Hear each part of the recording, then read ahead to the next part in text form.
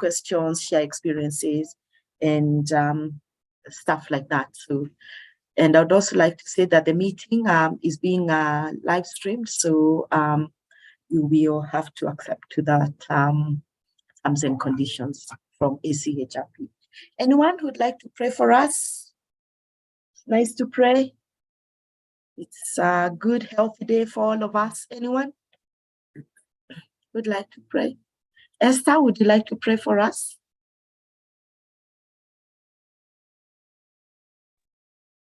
Good morning. Good morning. Let us pray. Thank you. Dear Lord, we thank you for this day. We want to thank you for the seminar that is ahead of us. God, as we begin, we pray that you begin with us. Help us be able to understand and also be able to apply whatever we learn during this seminar. We pray this all, trusting and believing in Jesus' name. Amen. Thank you, Esther. Appreciate it. Always nice to start off with a word of prayer. So I'll introduce myself, and maybe after that, I believe you can all see my screen.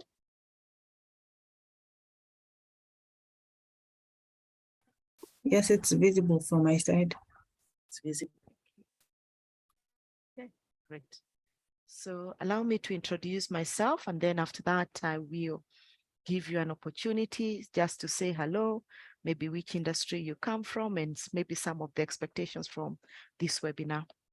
So my name is Catherine Wamwangi. For those we have not interacted before through ACHRP trainings, which are bespoke and very coveted in terms of the richness that they bring on board. I'm a HR practitioner. I've been in HR for more than maybe 25 years now, having worked in both corporate, NGO, and supported the government in policy implementation, or just thinking around things that would drive the policies around people and culture. I'm also CHRP, so I'm happy with that, and maybe some of you can relate with that. And these seminars give us a good opportunity to apply some of the things that are taught in CHRP in preparation for our exams. I'm also an executive coach. I coach at executive level, but I also coach students who are living with disability, especially mainstreaming in the blind space, either totally blind or low vision, which I really enjoy. I work in 4 blind schools. And I'm also very passionate about training, just training, facilitating. It's more of adult learning. Adults learn when they want to learn. So I'm very proud and very happy that we could have this webinar. Whilst I know that there are very many competing priorities right now, it's almost towards the end of the year. There will be many events around this coming 5 weeks or thereabout. I'm very honored and pleased that we can all come together around the table to be able to discuss about corporate governance. So feel very welcome. I'd like us to be interactive as much as possible, and then be able to learn and take away valuable lessons, as Esther has prayed, that we can apply not just at our workplaces, but in the greater society. Okay, great. Feel free to unmute yourself and say hello. Just maybe 1 or 2 expectations that you're hoping to take away from this seminar. Would like to start? I can start, Catherine. Good morning, everyone. My name is Rolene. I work for an organization called Options, so it cuts across the NGO and the private sector space. One of my expectations is actually to understand and learn what corporate governance is. It's just a term I've been hearing throughout my HR career, but today I just like to learn and know what it's all about. Thanks. Fantastic. Well done. Yeah. What corporate is all about. We hear those terms all the time. How does it impact us? How does it impact the society and where we work? And how can we mainstream it as well at our place of work? Well done. Thank you. Someone else? Someone else, please.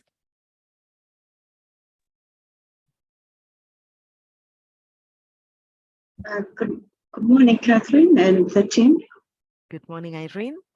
My name is Dr. Irene Githaiga, and I work for Kenya Marine and Fisheries Research Institute. I'm Assistant Director, HR and Administration, and I'm excited to be here this morning. I know learning is a continuous process, and the more we get this knowledge, the more we get empowered. So my expectation is to learn more insight about the corporate governance, and it will help me in the mainstreaming of issues of corporate governance in my institution. Thank you so much. Thank you, Irene. Kenya Fisheries, I like the fact that we've got all kind of, or not all kind, industries representation, so we can borrow from each other experiences and what has been happening in those areas. Someone else? Thank you, Irene, Dr. Irene. Judy? Ellie? Faith? Amina? Joyce? Anyone who'd like to say hello, expectations of today's webinar?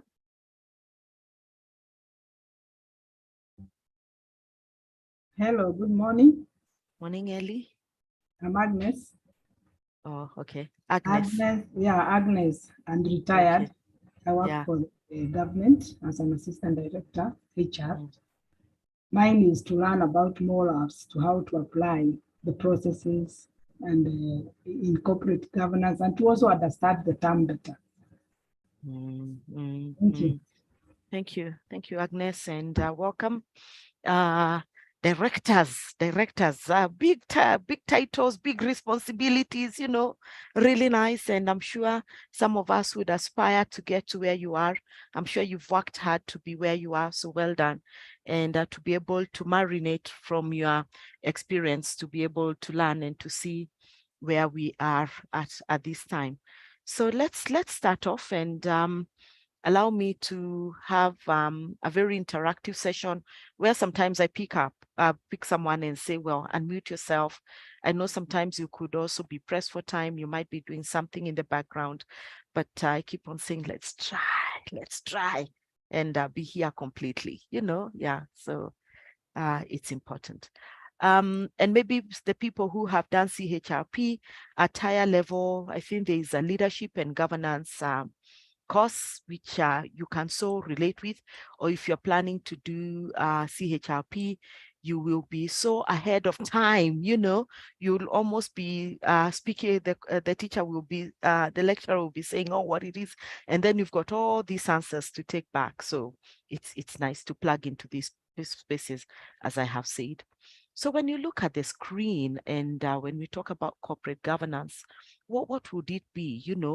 There are many things that would come to mind regarding transparency, things that we love to talk about in our country. How transparent are we? How transparent should we be? Everything should be above board. We vetted the CSAs the other day. The PSAs, we started vetting them, and then we ran to court. LSK said that there is no, the rule of corporate governance was not followed because there was no representation of the regional balance. There was no gender representation, and maybe I don't know how the court is going to rule, but interesting things around corporate governance that people pick up. When we talk about corporate governance, we talk about responsiveness. How do we respond? They follow the rule of law. If it should be effective and efficient. We are looking at equitability and inclusiveness, all these things put in the space of corporate governance, and how do we mainstream that? How should we carry ourselves as individuals? How should a company carry itself as an individual? And we will see some companies which have really done well in the area of corporate governance, some which have fallen along the way, what impact it had, and we also like to see very close home, talk about corporate governance, because we've got a big act on corporate governance. There's people who work in the public sector. We'll talk about, they will be guided by the Corporate Act of Kenya for us to be able to mainstream some of these things. So let's look at some of the. I will not be. I'm not this. I'm not too drawn into the slides. Are important to give us some clarity and thought around it, but I would like to introduce a topic, and then after that, have a deep dive in terms of a good discussion, and then after that, maybe we can crown it with the slides that follow. That's how sometimes real learning takes place. So those are that's the outline of the 2 days, explain what corporate governance is, define corporate governance, what is a corporation, do you work in a corporation, explain the features of corporate governance, what is good corporate governance. We look at how corporate governance actually was really what started and what ailed the world for us to come and say, now we need to put this in place. And that is Sabans or Orlick's Act, which is very referenced around all the acts that countries now borrow from it and be able to now to put it in their context around maybe what we know about Kenya, our culture, our business environment, how our laws are also made. So we borrow that a lot and then we make our own acts. So describe the role of corporate governance, the World Bank directives. World Bank is almost like the big brother of the world, looking at us and zooming in. If you're going to borrow money from the World Bank or you're going to ask for assistance, either borrow money or they're going to give you a grant or they're going to help you articulate some of the projects that you want to borrow to do, you must follow some of the World Bank directives. Explain factors directing corporate governance behavior, very important. Emerging best practices of corporate governance and how you can borrow some of them to mainstream at your place of work. Explain what corporate social responsibilities in the area of corporate governance, which now really positions the company in a very different way, and it becomes a center of excellence. The role of board of directors, what's their role in corporate governance? How do they set the pace in an organization? And we will list some of the principles of corporate governance, never to say, there are about 7 of them worldwide known and referenced, and then list the rules of corporate governance. And then after that will be, we will be saying that we're almost experts in corporate governance. I know that is taught, and I think there's the Institute of Corporate Governance in this country and many other countries. They are, like when we talk about the board, the role of the board directors in corporate governance, if you go to the board seminars, if you've attended any. So one of the big topics is around corporate governance, because that is where it starts. Before we start even thinking, what is our strategy? What is our culture? The board has to go to a corporate governance seminar. And I think it's even 2 weeks at the Kenya Institute of, Kenya, the School of Government or something like that. I think they take it very seriously, and people, the government people are taken through that. Yeah. So in terms of introduction, so let's look at, you open the newspaper one day, and look at the news that made headline in a leading newspaper across the world, and across the world, the social media is a daily newspaper. If by the time that we look at the print media, we've already read that news on our social media platforms, and we've been able to move and be able to see where we are. So it's important for us to think about opening the newspaper and you see this headline. Siam Computers involved in one of the greatest frauds in the world of business. Of course, we have we've also had this kind of headlines where you read the newspaper or investigations are being done and you say, oh my gosh, what is happening there? And sometimes because we are so used to these scandals, sometimes we think it's the norm. And I would like us to move away and say it should not be the norm. It should be a standard that is not expected by the world order, by anyone, even as individuals. We should not just think, oh, okay, another scandal, okay, let's see how it goes. We talk about it for a week, it trends, we upset about it. And then after that, it fizzles. What we say, oh, let's wait for the next big one. I think if we all purpose to do the right thing, and corporate governance is one of the key drivers to make sure that people are doing the right things, we will not have headline news about this. We will have headline news about something else. Things that we want to do. We are talking about CBC. Those are the drivers, participation and seeing where it is. Why are we not making it to the World Cup as Kenya? We would be having those kind of conversations that we want to drive our economy in another way. We now have the GMO conversation, which is amplified now, and everybody is weighing their opinion there. So we would not be saying, oh, another scandal, let's see how it goes. We would be much better in terms of our discussions and way forward. So you open the newspaper and you see that. So let's see really what happened is that Satyan company is a reputable software firm in India with around 185 Fortune 500 companies as customers and operating in 66 countries. So this is a big brand. And in November 2006, it will acquire 2 new firms. It is going to buy Matthias, these two, the properties and the infra. So they go, and then the board of director has approved the founder, Raju, proposed to buy 51% stake in Matthias Infra and 100% in Matthias Properties. The total flow of both the acquisitions were expected to be around 1.6 billion, comprising of 1.3 billion for 100 stake in Matthias Properties and 0.3 billion for 51% stake in Infra. If I just ask and stop here, do you see a problem? Do you see a problem?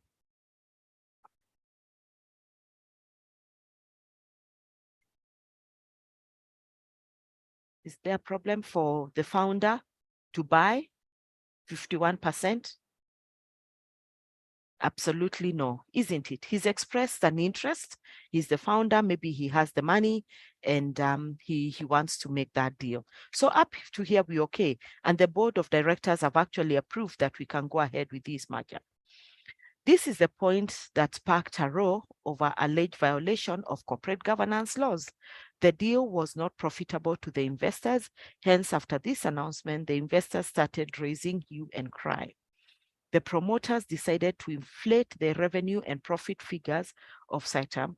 Hence, the company had a huge gap in its balance sheets. Haven't not heard of these stories over and over again? Think about Uchumi. What happened to Uchumi?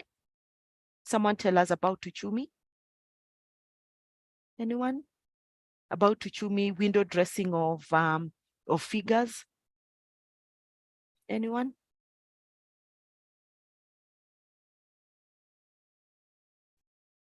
Let's make it a bit more interactive. Maybe I can try. I can try, Yes. Catherine. Yeah. I think there was no transparency and accountability, and I think they got themselves in a situation where there was a financial mismanagement, and so the company could not continue. Yeah, very true, Irene.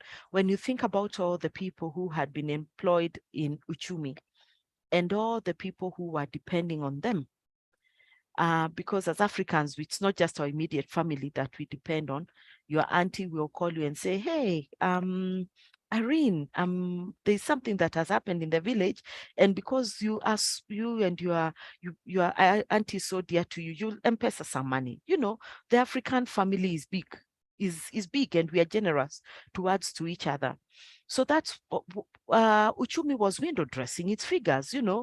They were moving stock that had not been moved. So they were saying that they have sold while it had not been sold, what we would call here in Kenya as hot air. So by the time we knew that, then it was in such dire straits. It was a listed company. Can you imagine if you had invested in Uchumi, then or your shares were left a shell, zero value. You couldn't sell them. Nobody was going to buy them. So it also means that the greater public lost money, the investors lost money. We lost money of revenue. The government lost revenue because then they could not get taxes from there. The regulators also lost money. Let's say if people were being paid a pension, wherever the pension was being sent to, NSSF, NHIF, it's a compounded effect around lack of corporate governance, and it is dire. Financial mismanagement, brand mismanagement, and people are left so confused and feeling bitter about it, that they trusted people.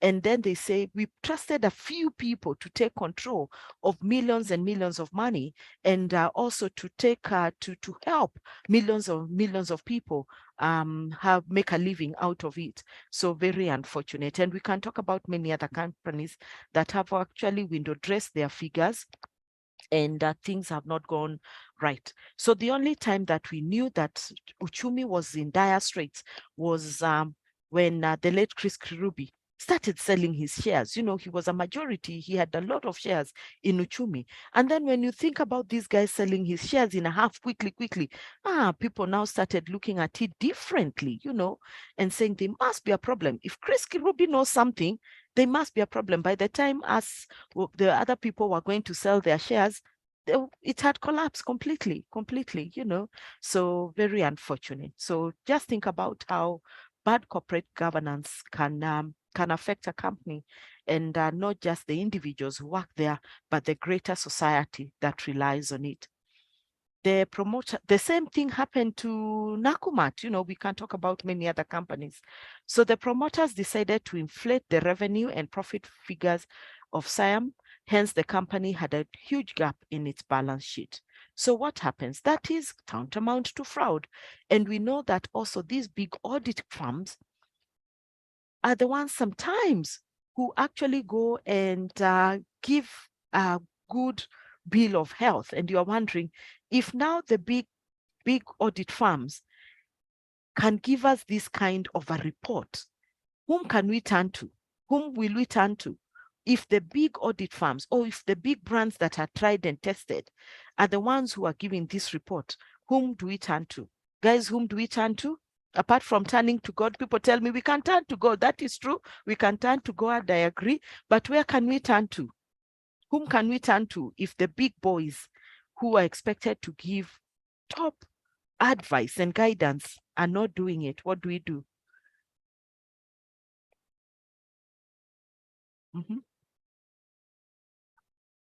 This is a real case.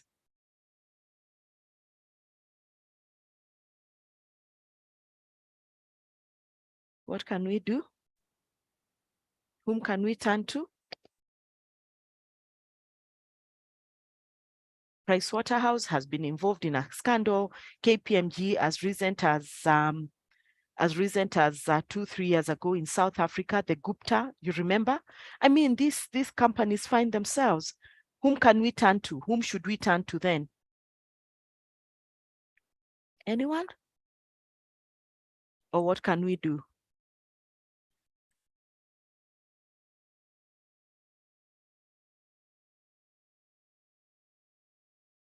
I think when it comes to such big magnitude of due diligence to be done, we can't just rely on one company.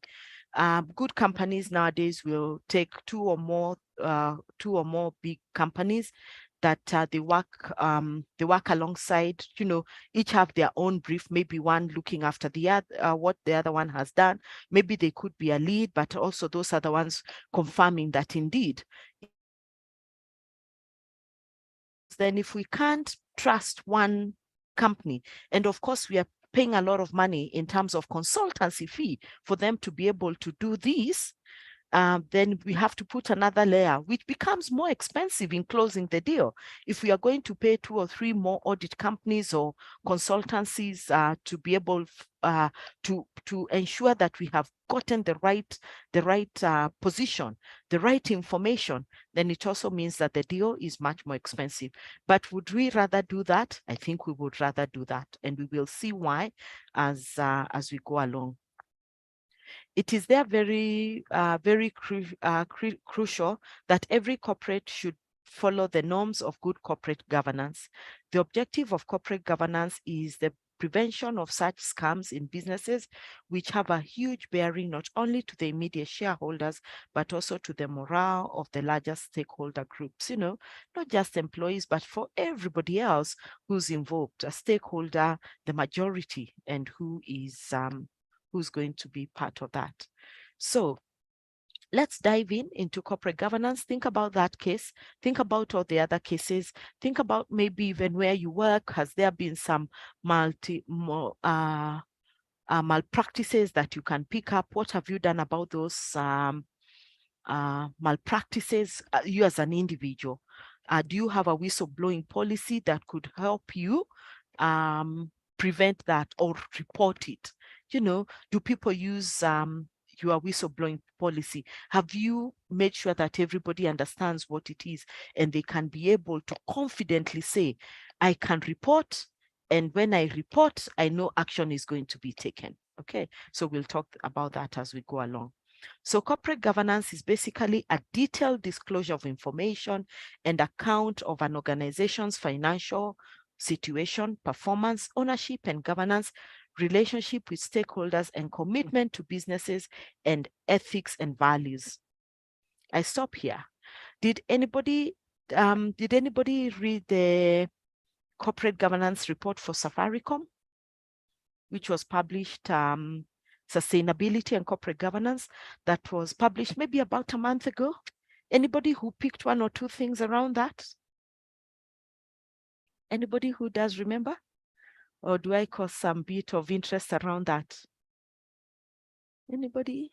Even just an highlight of what you saw, what you heard around that? And companies are now expected to report on corporate governance. You're too quiet here. Someone tell me something. Anyone? Okay, so I'll create some interest and curiosity, like what we're saying in coaching. Go and check it. It was interesting just to see how they've been able to sustain corporate governance and some of the one or two malpractices that was noted by the business, what they did, and how they closed those gaps. Very interesting. Okay, because you're supposed to report on corporate governance. Okay, so let's go on to the next slide. So what is corporate governance? Like what we have seen in the previous slide, corporate governance refers to the way a corporation is governed. So when we say how is it governed, it's governed by people. We have a strategy, we have a business to execute, we have objectives to be able to meet.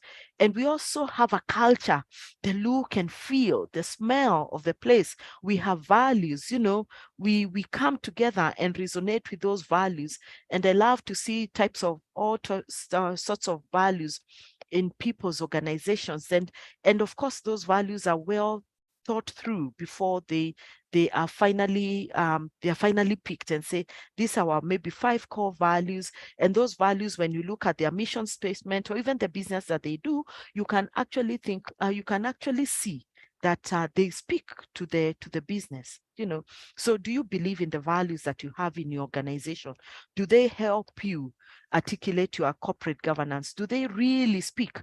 If people were just to think, oh, wow, these values, or even when you look at the charters that are drawn out by various organizations, do they speak? Do they go hand in hand with the kind of services that are provided, or the goods that are provided by them to their consumers or to their customers? It is the technique by which companies are directed and managed. So what are some of those techniques? We will have a look at them. A technique, the rules of corporate governance. The principles of corporate governance must be adhered to. It means carrying the business as per the stakeholders' desires. What is the desire when you invest in a certain company?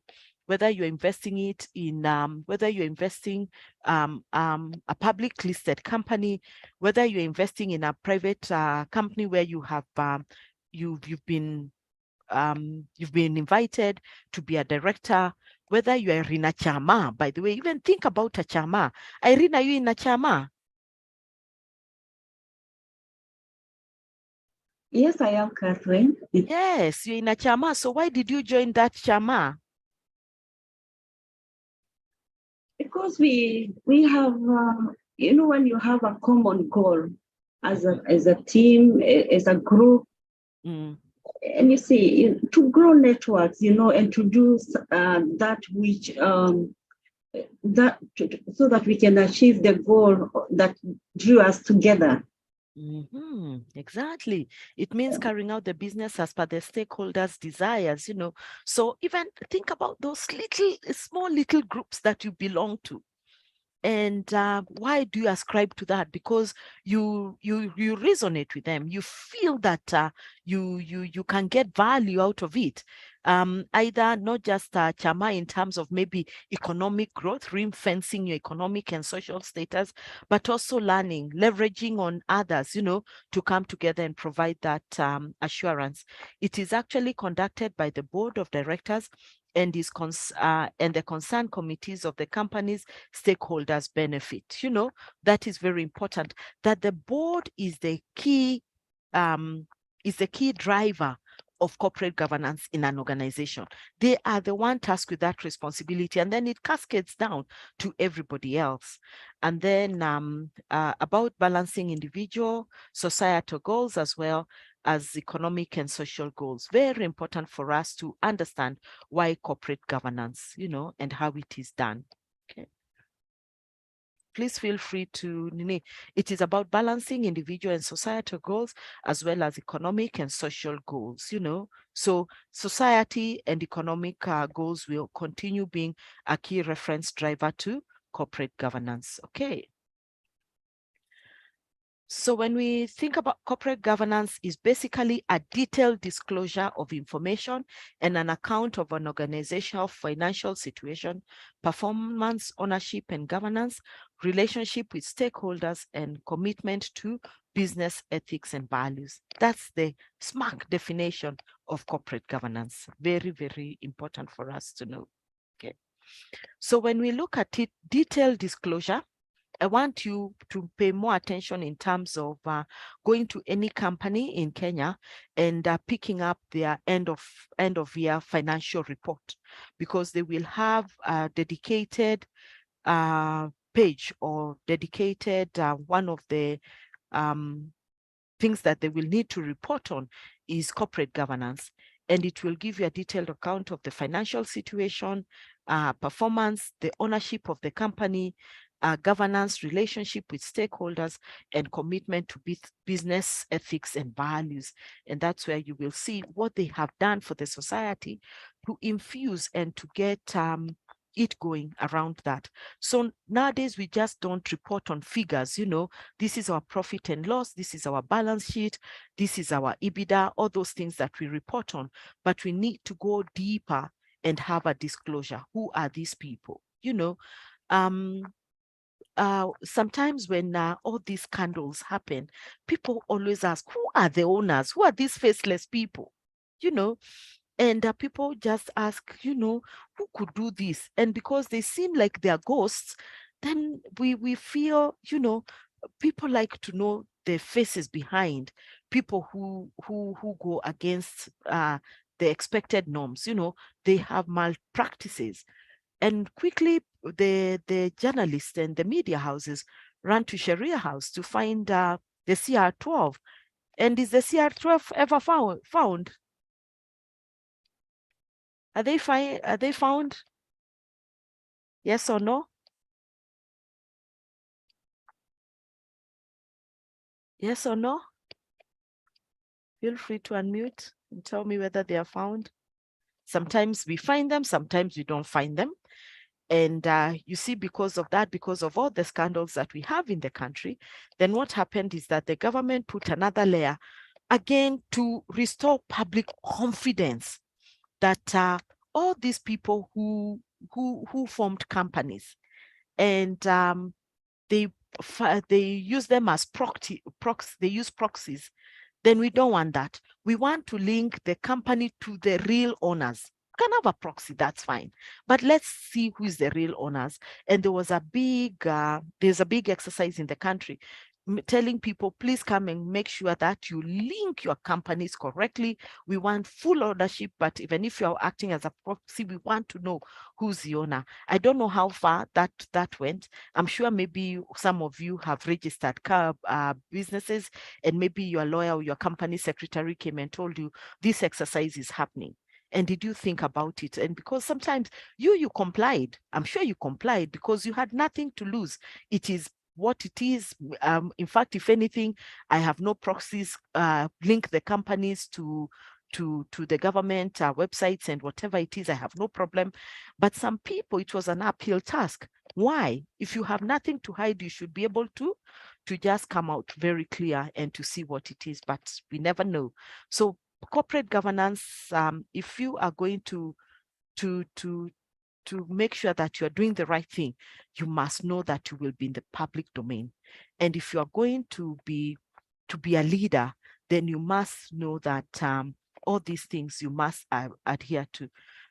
Commitment to business ethics and values. That I think is where most of us struggle with, struggle as much, which is not good. So what is corporate governance? As we have said, and I'll ask a question. Corporate governance is not the interaction between various participants such as shareholders, board of directors, and company management. Is the interaction between various participants, those are the shareholders, the board of directors, and company management, in shaping the corporation's performance and the way it is proceeding towards, how do we want to proceed? So all these people come together and say, this is how we want to proceed. The relationship between the owners and the managers in an organization must be healthy, and there should be no conflict between the two. The owners must see that individuals actually perform. Actual performance is accordance to the standard, to the expected standards, in terms of what we want to do. And finally, these dimensions of corporate governance should never be overlooked. So the people come together. And one of the things is that for us to be able to have good corporate governance, there must be no conflict between the two. The owners, you have managers to run your organization, and or maybe if it's a public company, you have a board, and you have the management, and you have people who are working there.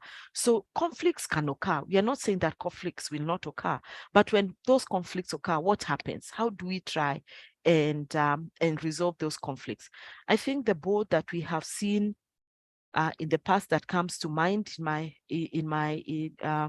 comes quickly to my mind is the KPLC board. There've been a lot of changes around the board. There've been a lot of changes around the management. Right now, I think they have an acting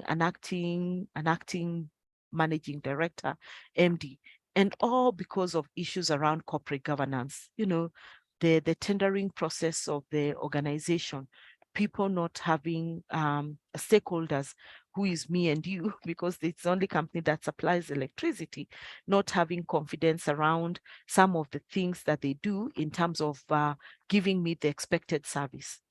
So when you think about the conflict between those two, you hear, well, a manager, the last MD just served less than 2 years, and then one afternoon we are told that he has left, and we are left talking to ourselves.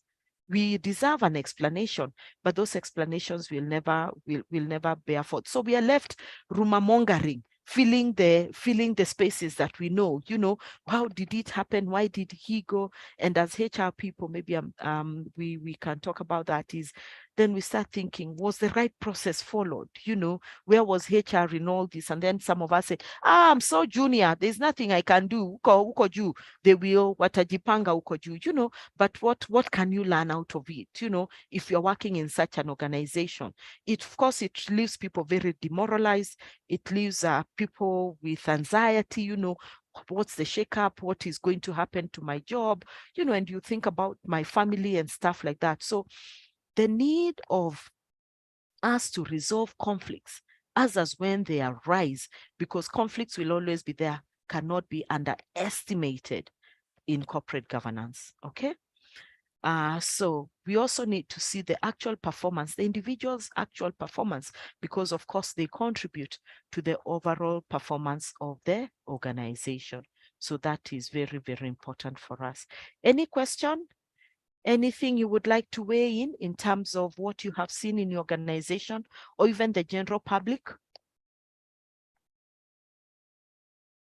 Everything touching on corporate governance. Anybody would like to weigh in and give their input? Please feel free to unmute. I think, Catherine, I can share briefly about the corporate governance, my experience and what I have seen, I've learned, even in our organizations. Thank you that you have given a very good definition about corporate governance, the interactions between various participants or various players in an organization. And I think it all depends about the leadership that there is, because you see, like we have had even many organizations that you see that there is a disconnect between the board of directors and the management. And you see that hurts many, even the performance of an institution can be hard. I know that I've seen like a chairperson of an institution, as leaders tried to put balances between the board of management and members, and also the management. And he has created a very strong relationship between the management and himself, so that now, as he leads the other board members, there is that good relationships that helps enhance the performance of the institution. So the board, he really emphasizes on the board itself is evaluated on its performance, individual performance. And it's cascaded down to the management. The CEO is evaluated as a secretary of the board together with the board.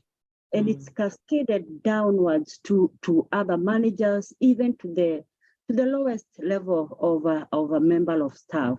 And we are evaluated through the balance scorecard. Every annual performance appraisal is done, and we go rewarding the best staff.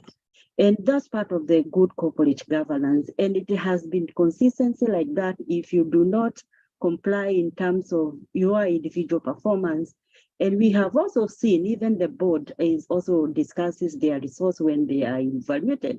And where one has not performed well, they are supposed to discuss and draw a performance improvement plan. This is all what I want to share with the people. Yeah, thanks. Wow, fantastic. Well done.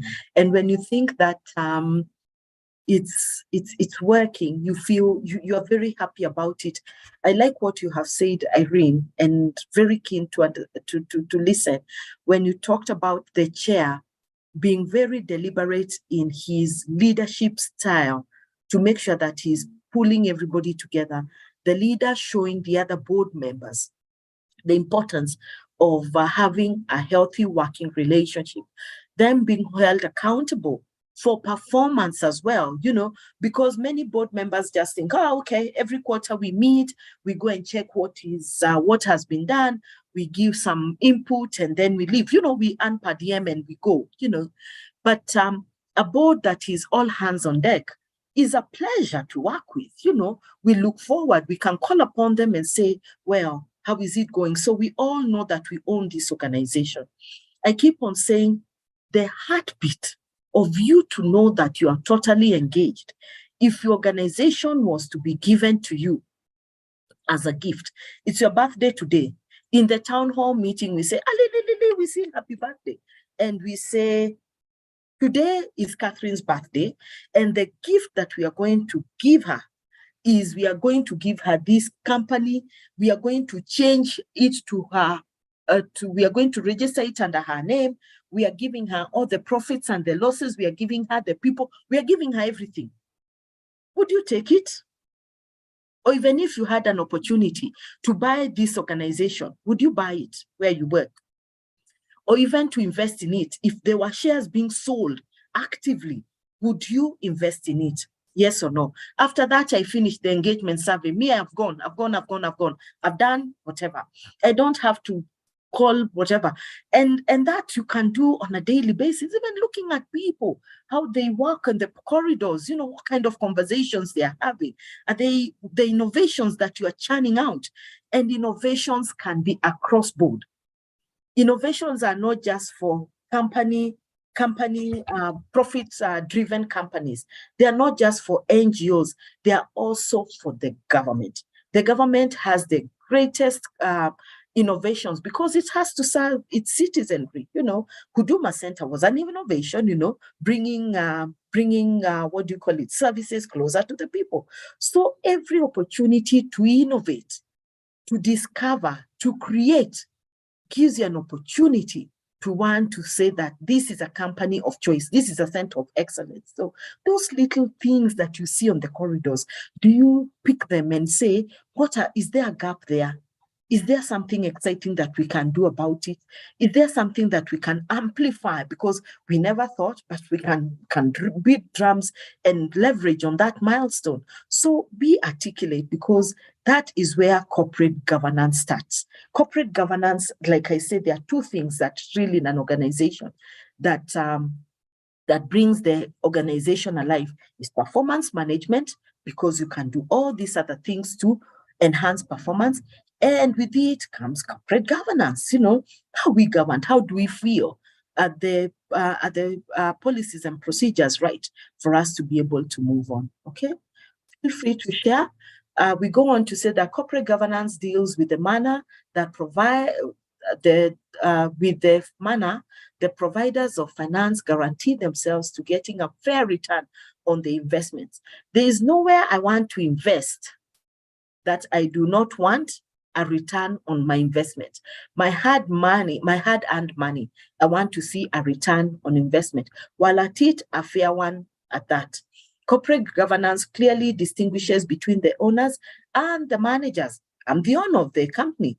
I'm the owner of the corporation, you know. So, and your managers have given you the responsibility and the opportunity, because you have the expertise to be able to implement and to meet the objectives.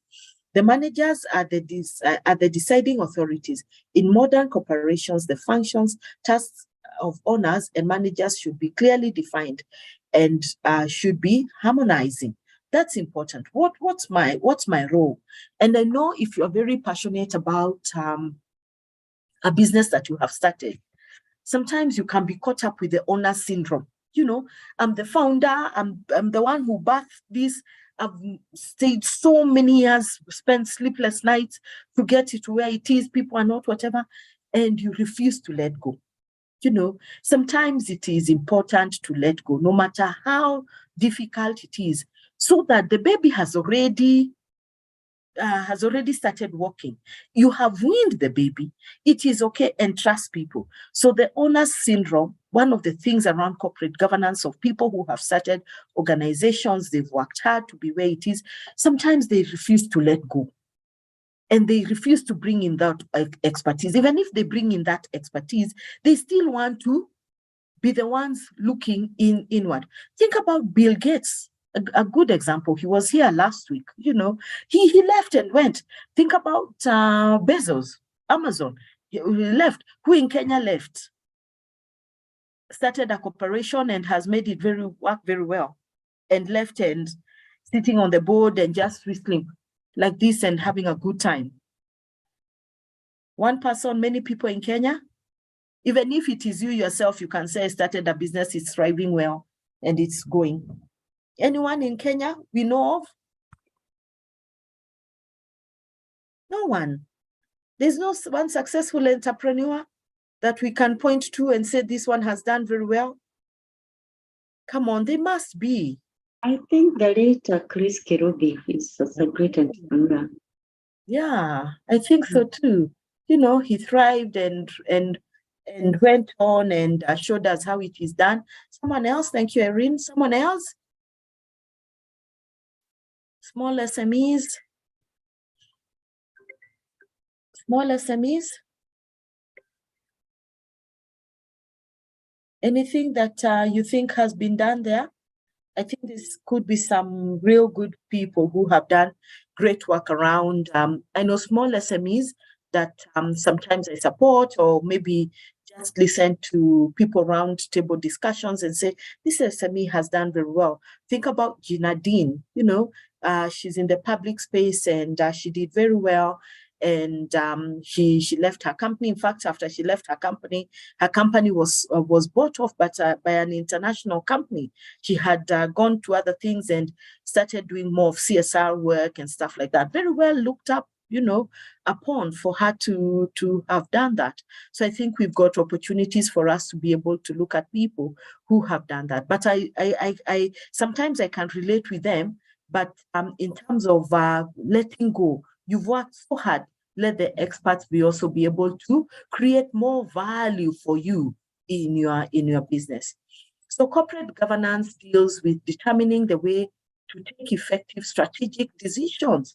It gives ultimate authority and complete responsibility to the board of directors. A good board, you know, and there are many boards that work very well. Let's look at a case which we are all familiar with, and I saw a lot of discussions going in various HR groups around the just recent ended strike by the pilots of Kenya Airways. In your take, was there good corporate governance? Given what we know,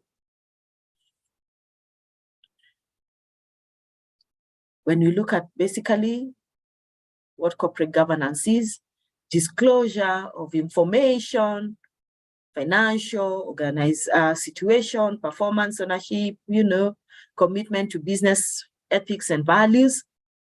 Case study of Kenya Airways. It was a difficult time. People, they made losses, the government made losses.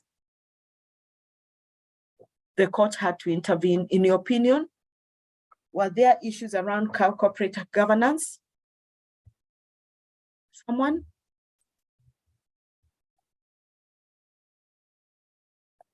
There's no right or wrong. It's more of a discussion around the table, sharing. Anyone who'd like to weigh in? Erin, what are your thoughts? Or Roline? Marvin?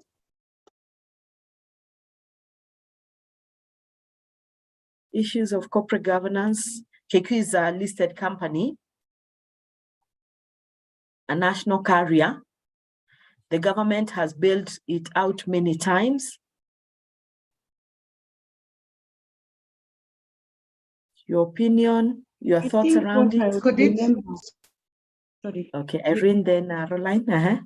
Erin, go. What I was saying, I think there was a time there were, you know, loss of jobs to people.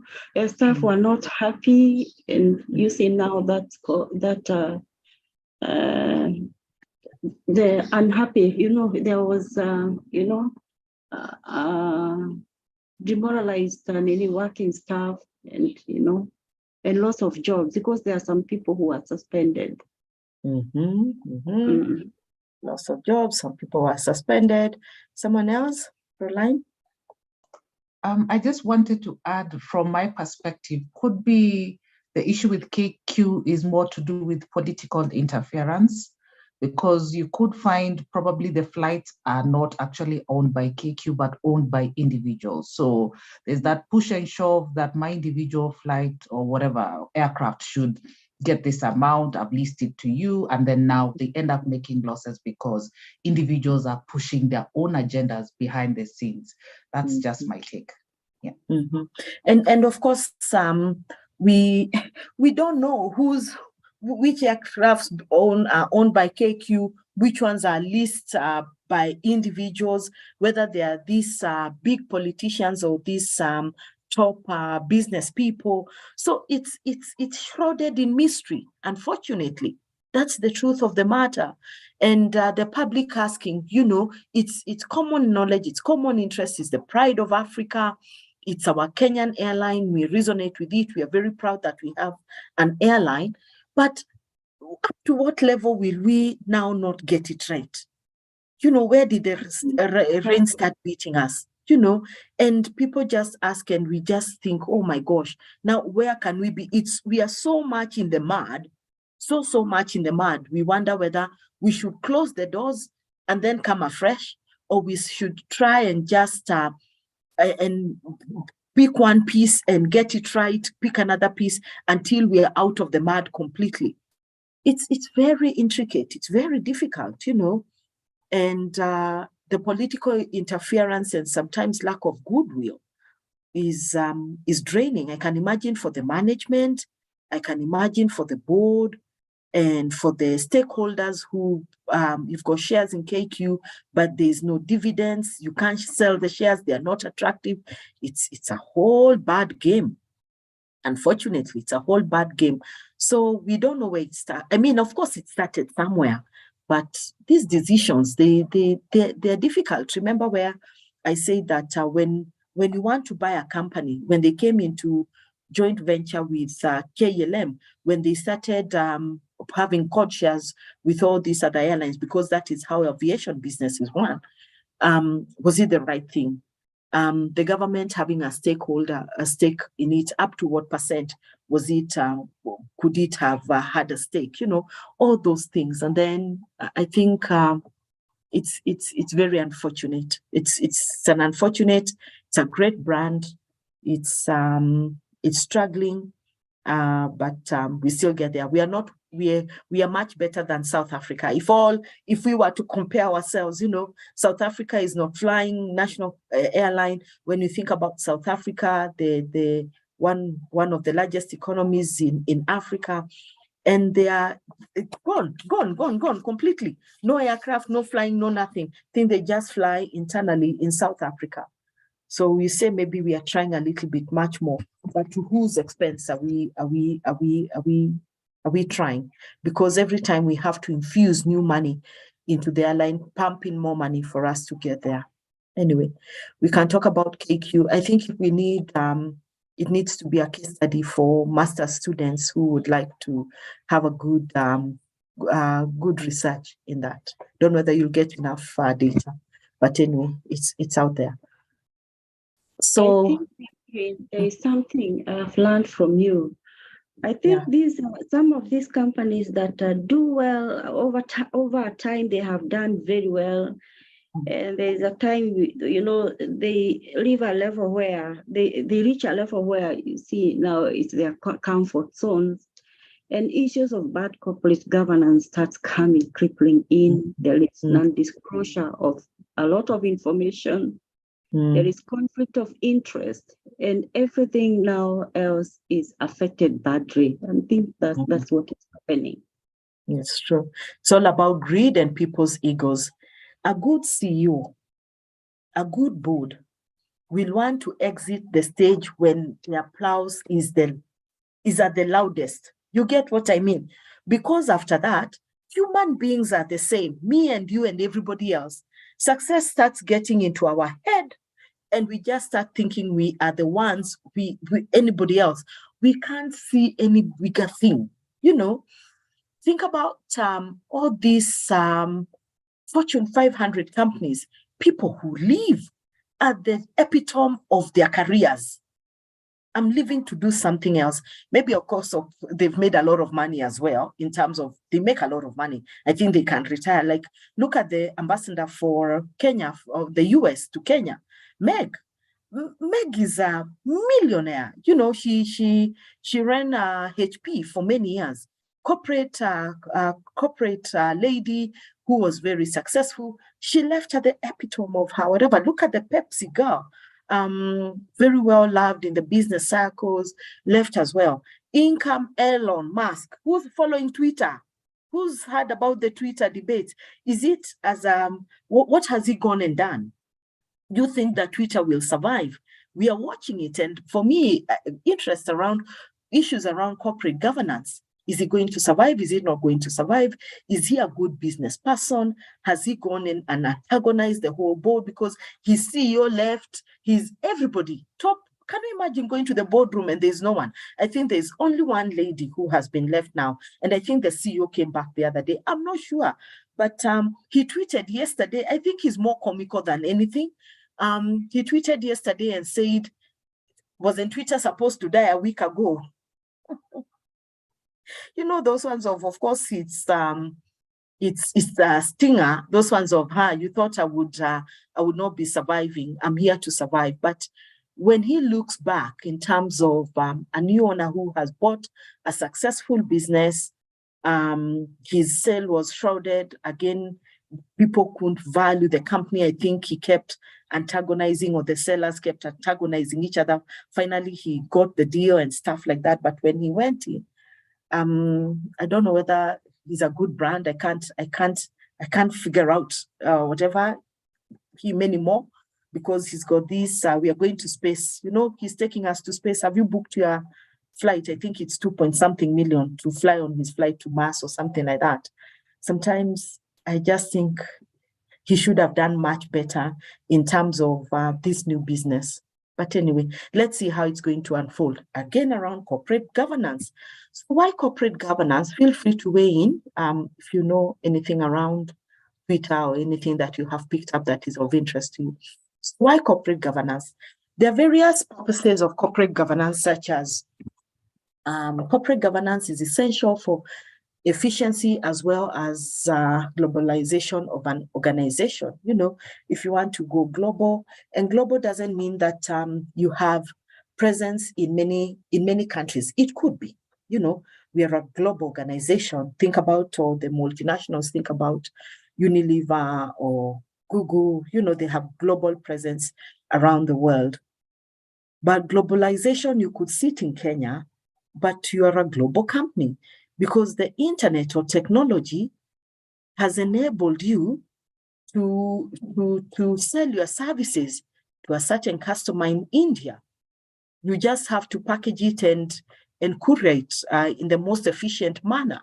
You know that if you put your business up on the internet, you have a good internet page, and people are looking for, let's say, software development companies in Kenya or something like that, and maybe you've paid to have an ad when people search the search engine that your company comes up. You know, there are just ways to make sure that you're going global in every aspect. When you think about best practices, even where you sit, and sometimes you say, well, we're trying to introduce a wellness program, for example. Don't you go to the internet and say, wellness programs in Amazon? Isn't it? Efficiency in terms of globalization, and see what is happening in the world, what some of the practices I can borrow, even if I'm a local company, you know, and of course, having a global presence where everybody knows you is much better. But one way or another, we are so interconnected. A small village we have become now, and we can be able to bring in efficiencies, you know, and it couldn't have been better. COVID, of course, was a very difficult time for businesses, but it couldn't have been better in terms of driving the world towards assured globalization. You know, the fourth industrial revolution, we had started it, people were talking about it, but now we were forced to embrace it faster than we could, you know, and companies which embraced it quickly, you can see now that they are reaping effects, they are reaping the fruits of globalization. Corporate governance ensures transparency, like what we have said, which ensures strong and balanced economic development. You know, what do we want about transparency? We want everything. If all of us were transparent and say, whoa, this is where we are, this is how our figures look like, people who work with the union. The union, one of the things that they hammer the company or the HR is that you're not transparent. You're not telling us how much you're making. We want 6% increment, and you as HR, you're saying, we can only afford 4%. Please take 4%. In fact, you start telling, this is cinema based. You know, we talk on the corridors now. When we come to the table, you are saying 6%, and then they say, open the books. Open the books, and you are saying, well, it's not a must that we open the books. We are telling you, you are part of the business, you know, transparency. And then you wonder why it starts now to be fragile and it starts breaking down. Is we want to ensure that there's this transparency.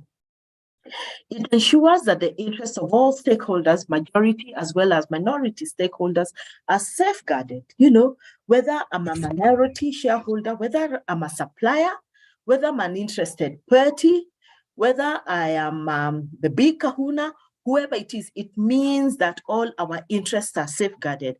If I supply biros to your organization, just biros, which cost maybe 20 shillings or 30 shillings, and my invoice at any given time is 15,000 shillings, another person is supplying maybe, let's say you are a manufacturing company and is supplying the core ingredient, of your production. And that runs into millions and millions of shillings. You will not disadvantage me because me, I'm a small supplier. I've earned, and you're also trying to balance, and you say, well, if Catherine's invoice is only 15,000, we'll pay them after we've paid the main supplier, you know, who is the heartbeat of our company. So if you don't pay me for my pens, how will you be able to write your orders?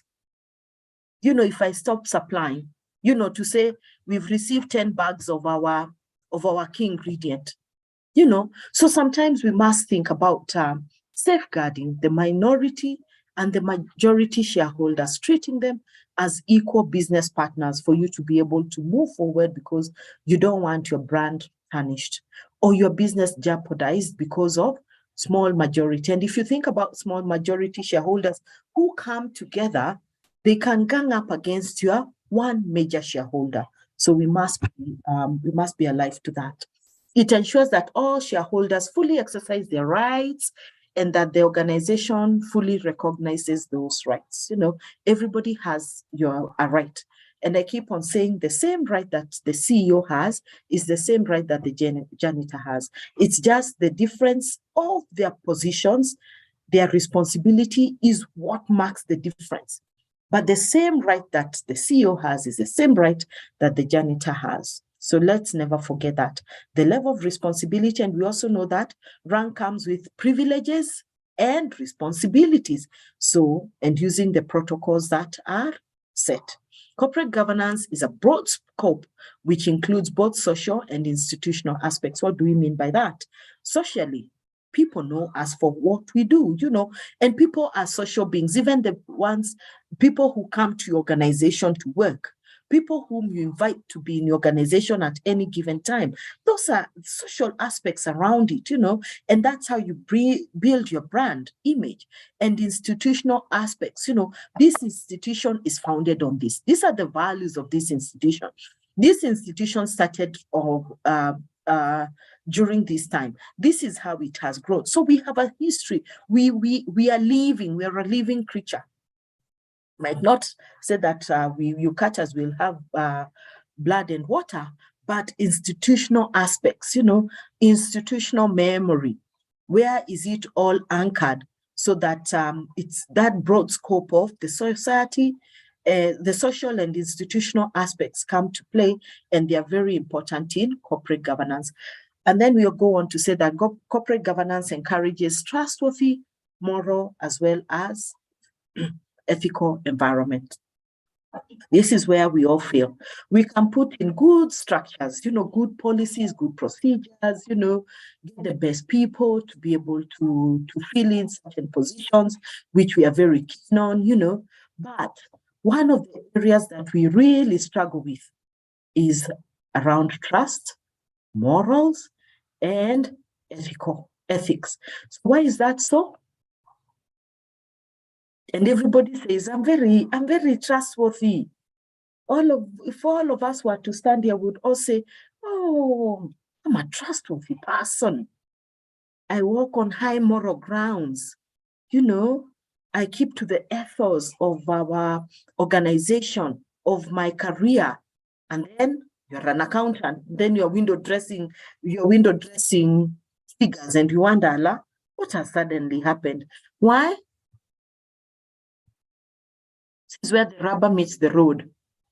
All this fails, everything else fails in corporate governance. Someone, please, let's try and share. Anyone? I can try, Catherine. Yes, good. I think some I can say it's because of the lack of good values and principles that are very key, that are part of corporate governance. That's why these things happen in an organization. Yeah. Okay, That's why we lack of principles of good corporate governance.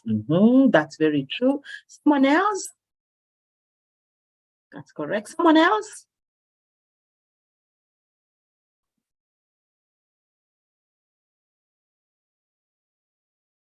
Someone else? Issues around trust, yeah. Hello, I would say that maybe it's lack of integrity on the individual. Lack of integrity from the individual. You know, it's only you who knows yourself. You. Sometimes I keep on saying, let's try and call ourselves to a meeting and measure our level of integrity, our level of passion. Let me ask you, if 1 million was left today, Christmas is coming, school fees is here, children are here for 2 weeks, that project that you had said, I want to finish it by the end of this year, and it was left and you knew there was no one, it was never going to be found. You passed outside. Where did you pass? Outside, I don't know where. Where was the 1 million dropped? Let's say I don't know, you will not be in a forest deep there in Aberdare, but there was money that you found and you knew you would never be found. Would you report it? Nope, I wouldn't report it. It's a gift from heaven. Christmas has come early. Christmas has come early. Someone else, would you report it?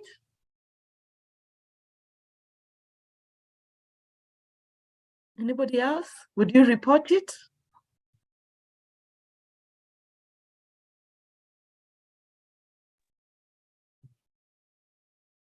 Would you report it? Anyone? Yeah. So the first default is, I got this 1 million, you know. I mean, it can't just be here and stuff like that. So you see why we are the police who found 2 million shillings in a suitcase at Wilson, and we returned 2 million. They should return the 2 million. There was nothing about us trying to exemplify them and say, well done. That's their work, that's their responsibility. But I like what Rolene has said, is that because this society, we've become so dishonest, you know, we think that now when we do the right thing, we should be rewarding people for the right thing. And I'm not saying that when you reward is a bad thing. I would have put it differently, me as Catherine. I think they were even promoted. Well done. I like all those things. I love people when they excel and they are successful. There's no question about it. So let's first get that out of the way. I would have, however, made it a very clear statement, is that we are a society that is trustworthy. Our default is to do the right thing, you know, and we are happy that these ones did the right thing, you know, and that's the basis. And then pose a challenge and say, when people go over their call of duty, what can we do for them? You know, we recognize, you know, just like the way you're recognized for your hard work. And you get a bonus or you get a reward, you are the employee of the year and stuff like that. So what did they do over and above their call of duty? You find missing property, you send it to the right place. So what was so out of the ordinary? That is what we were asking ourselves in another HR group. So what did they do out of the ordinary that they should not they were not required to do? A suitcase is left, only that it was left in a very peculiar manner, because of terrorism and making sure that we keep the country safe. Maybe it was left randomly, and those suitcases, attract a lot of attention from the security, which is the right thing. So they picked it. When they opened, they saw money. Money, okay. They would have picked it, saw bomb, well, donated, or made sure that there was no harm in the country. Opened it, so just no more clothes. Why? Why did we make any extra effort? Irene? I think what I can say, these are two people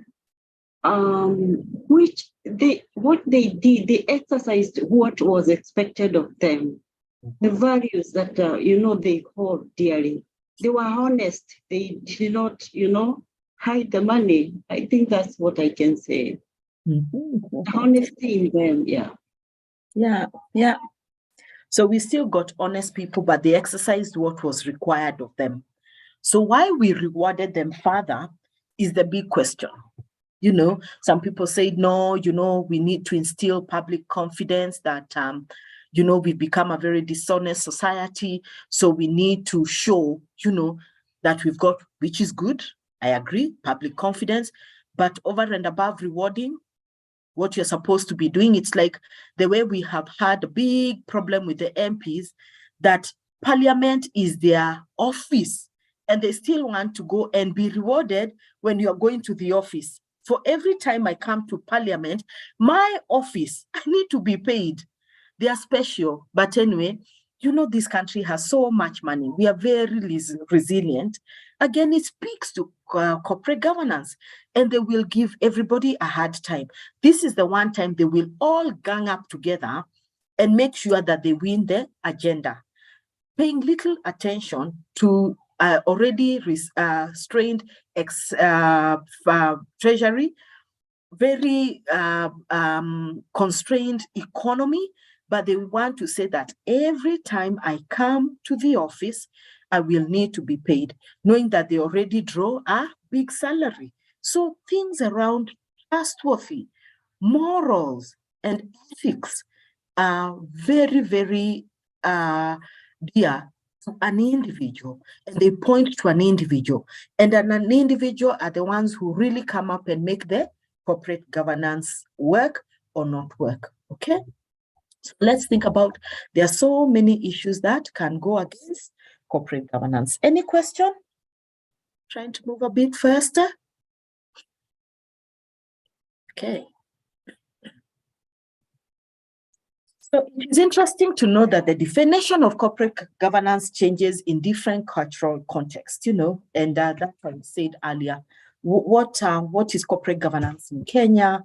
What is corporate governance? How do they define it in Europe or in England, in South Africa? There'll be many examples. But the definition provided by the Center of European Polity Studies, which is the center of the body that really supports, that anchors corporate governance in the world. So many people reference to it, and then they come and tailor-make whatever it is in the country. It is like the way IHRM is the governing body of the HR professions in this country, or LSK, you look upon them to give us articulate law matters in this country. So the whole system of rights, processes, and controls established internally and externally over the management of the business entity, with the objective of protecting the interest of the stakeholders, which we have already seen earlier there. A contrasting definition of corporate governance is given by the Anglo-American. The Anglo-American defines corporate governance such as the emphasis on creating the shareholder value. What is shareholder value? You know, is if I invest in this company, what value am I getting out of it? Purely profit driven. I don't want to make any loss.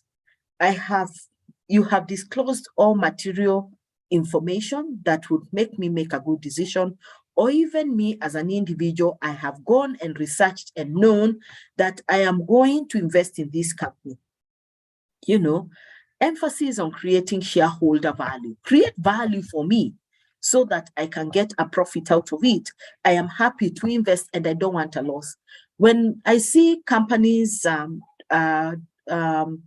issuing profit warnings, you know, in the social media, in mainstream media, or whatever it is, you know, if you invested in that company, you just think, oh my gosh, not another year. You know, this has been going whatever. But again, then you think, oh, but I made a good decision to invest. And of course, sometimes businesses go bad. And is it a good time? Then you start thinking, is it a good time for me to pull out? What is happening in that company that I need to find out a little bit more? So you start paying more attention, and more attention should be around corporate governance. You know, is the team well constituted? Are they declaring everything that needs to be declared to you as a stakeholder, as a shareholder? You know, all things that, how is the expertise in that company?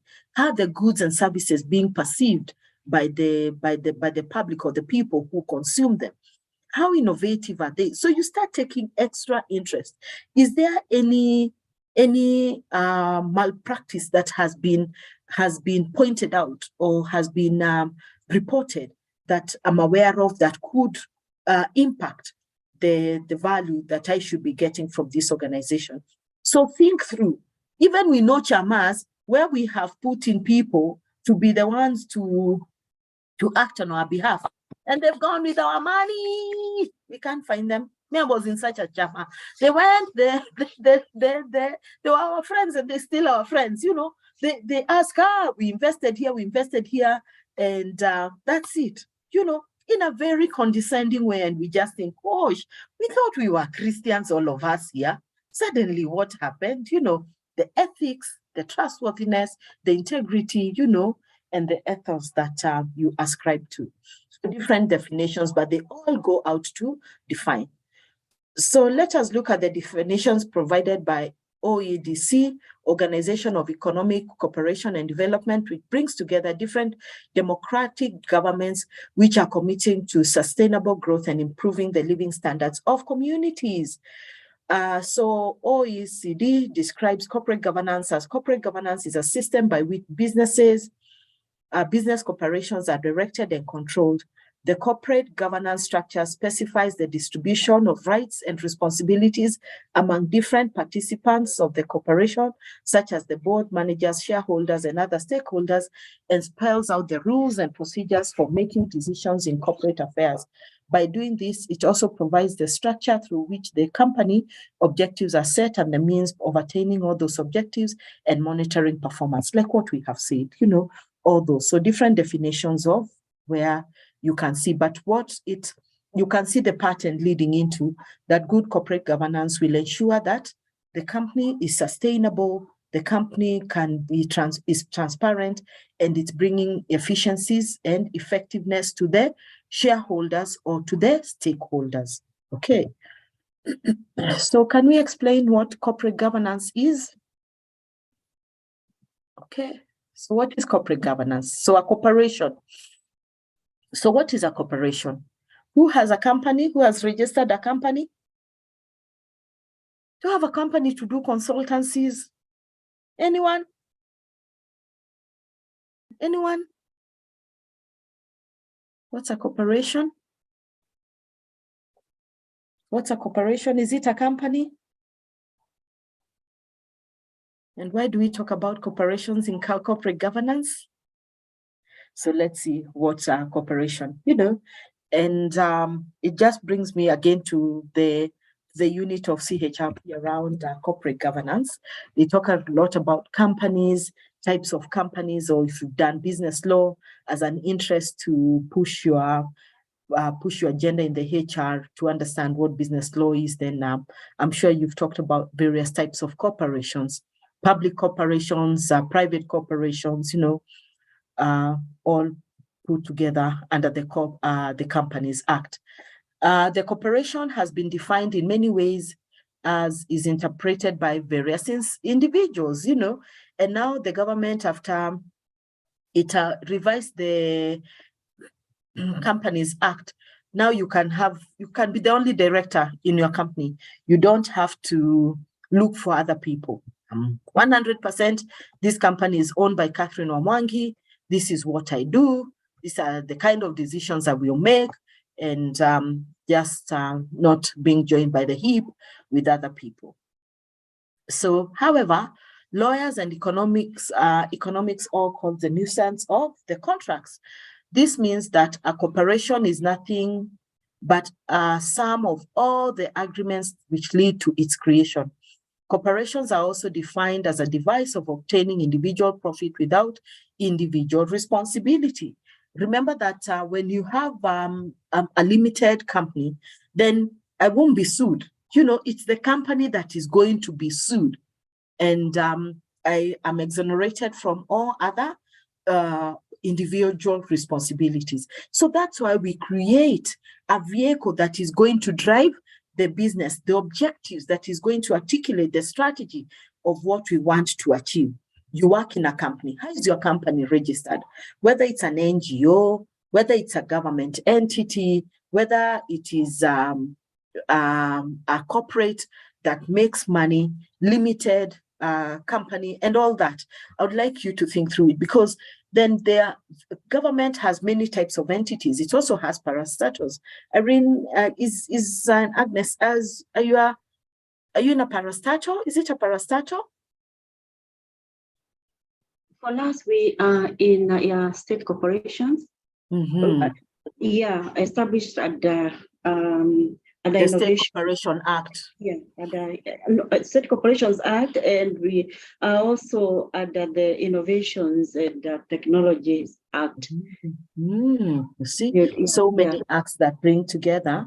That is what we have said around, sum of all agreements which lead to its creation. Making sure that we have thought through it. How is it going to be formed, and what is it being formed for? So to define it more visually, a corporation is a structure established wherein different parties come together and each provides capital, labor, or expertise to maximize profits for all of them. A corporation has a wide variety of constituents, and it needs to relate to all of them, like the investor, the shareholders, the customers or the clients, the employees, the suppliers, the creditors, the government, and finally the community. You cannot divorce yourself if you're a corporation. If you choose to be a corporation, whether small or big, whether your company is existing right now, you know that you have to relate to all these constituents. That is important.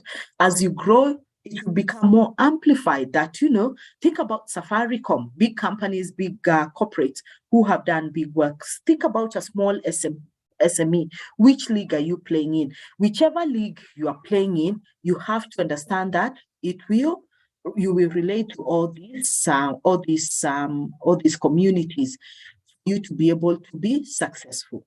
So and like now people are, let's say you are forming a company and you don't have money to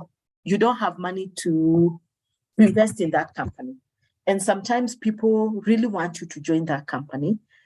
And either because you have money, you share the same vision, or people will invite you to sit as a director of a company because of the expertise that you bring on board.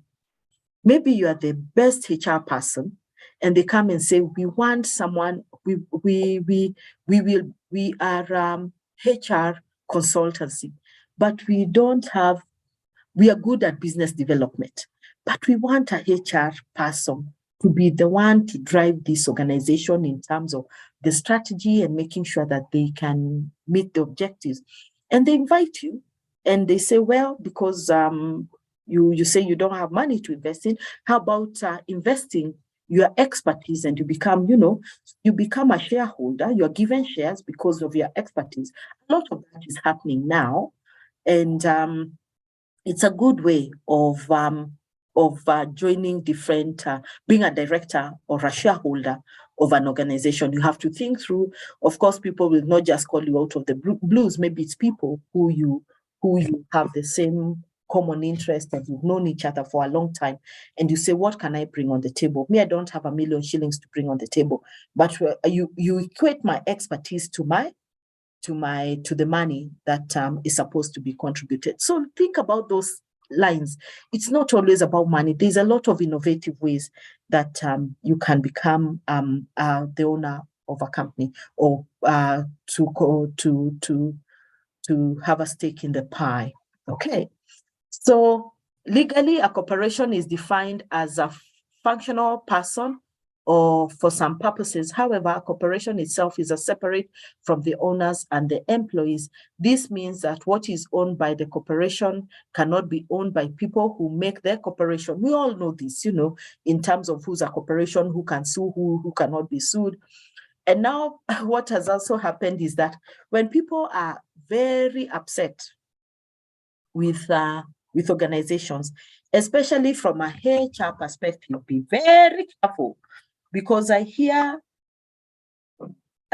employees who are not happy with the way maybe they've been terminated. They sue the organization and they sue the HR on an individual capacity, including the MD. Who has seen those cases of late? They are so upset because I will sue the company, while at it, I'll also make sure that I sue the respondents will also be the MD or even the chair and HR. And you just think, what have I just been put there? So your fiduciary responsibility as an expert, you need to ensure that you do your work the way you're expected to deliver, but also at the same time, sometimes we have insurance liability to make sure that you're able to get yourself out of that if there was any fine. But that's not to say that doing the right thing is the most important thing. Again, coming back to corporate governance. So if a corporation is sued or gets bankrupt, we know people who have gotten organizations which have gone bankrupt. Individual members of the corporation are not liable to the debts. So this is what. So where did corporations start from? Any company? Let us look at the evolution of corporates in the form of what we know today. Feel free to interject and ask a question or just give an experience. To begin with, in the earlier times, the educational and religious corporations were given considerable independence and perpetual existence to evade all the encompassing power of the king. We were all, every society before we became very, very well defined. You remember when we grew up, the very medieval days, there were kings and monarchs, that's what ruled the world, So the king, and if you look even at the business law from England, they all came from the kings declared this, the king said this, this is where it began, and people now started thinking, well, how can we become more independent? So institutional, educational and religious corporations now started saying, well, how can we become more independent? Later corporations were set to address state-specific needs and establishing colonies during the colonial era. Just to give a good reference of where we all started. Initially, corporations were characterized by a few wealthy people who negotiated amongst themselves, invested capital, and working towards maximizing profits. That's how it all started. Now we have seen that we can come together. This is something that we can get and be able to run with. Think about all the slaves that were picked from Africa to go and work in the cotton plantations in America or in America. How did it start? A few wealthy people, negotiated amongst themselves, invested and said, let's go to Africa, let's bring in cheap labor. And that's how it started. However, later in the 19th century, The rapid technological processes brought the idea of having larger farms employing hundreds and sometimes thousands of people, you know. So let's come together again. Let's have a more defined way of doing this. Another significant aspect during this era was the need for the capital, which was earlier provided by the wealthy members, but now proved inadequate to support the operations of large farms. So where did we look out to? We looked out to the banks, you know, who could be able to give financing. Even in small businesses, that's what we do. So either we go to family, friends, or fools, you know. Well, you've heard that saying, there's 3 F's of how you can raise money. So, and a fool is not in the typical sense of the fool. What do they mean in business? Friends, family, and fools? Anyone? Another way to invoke your curiosity?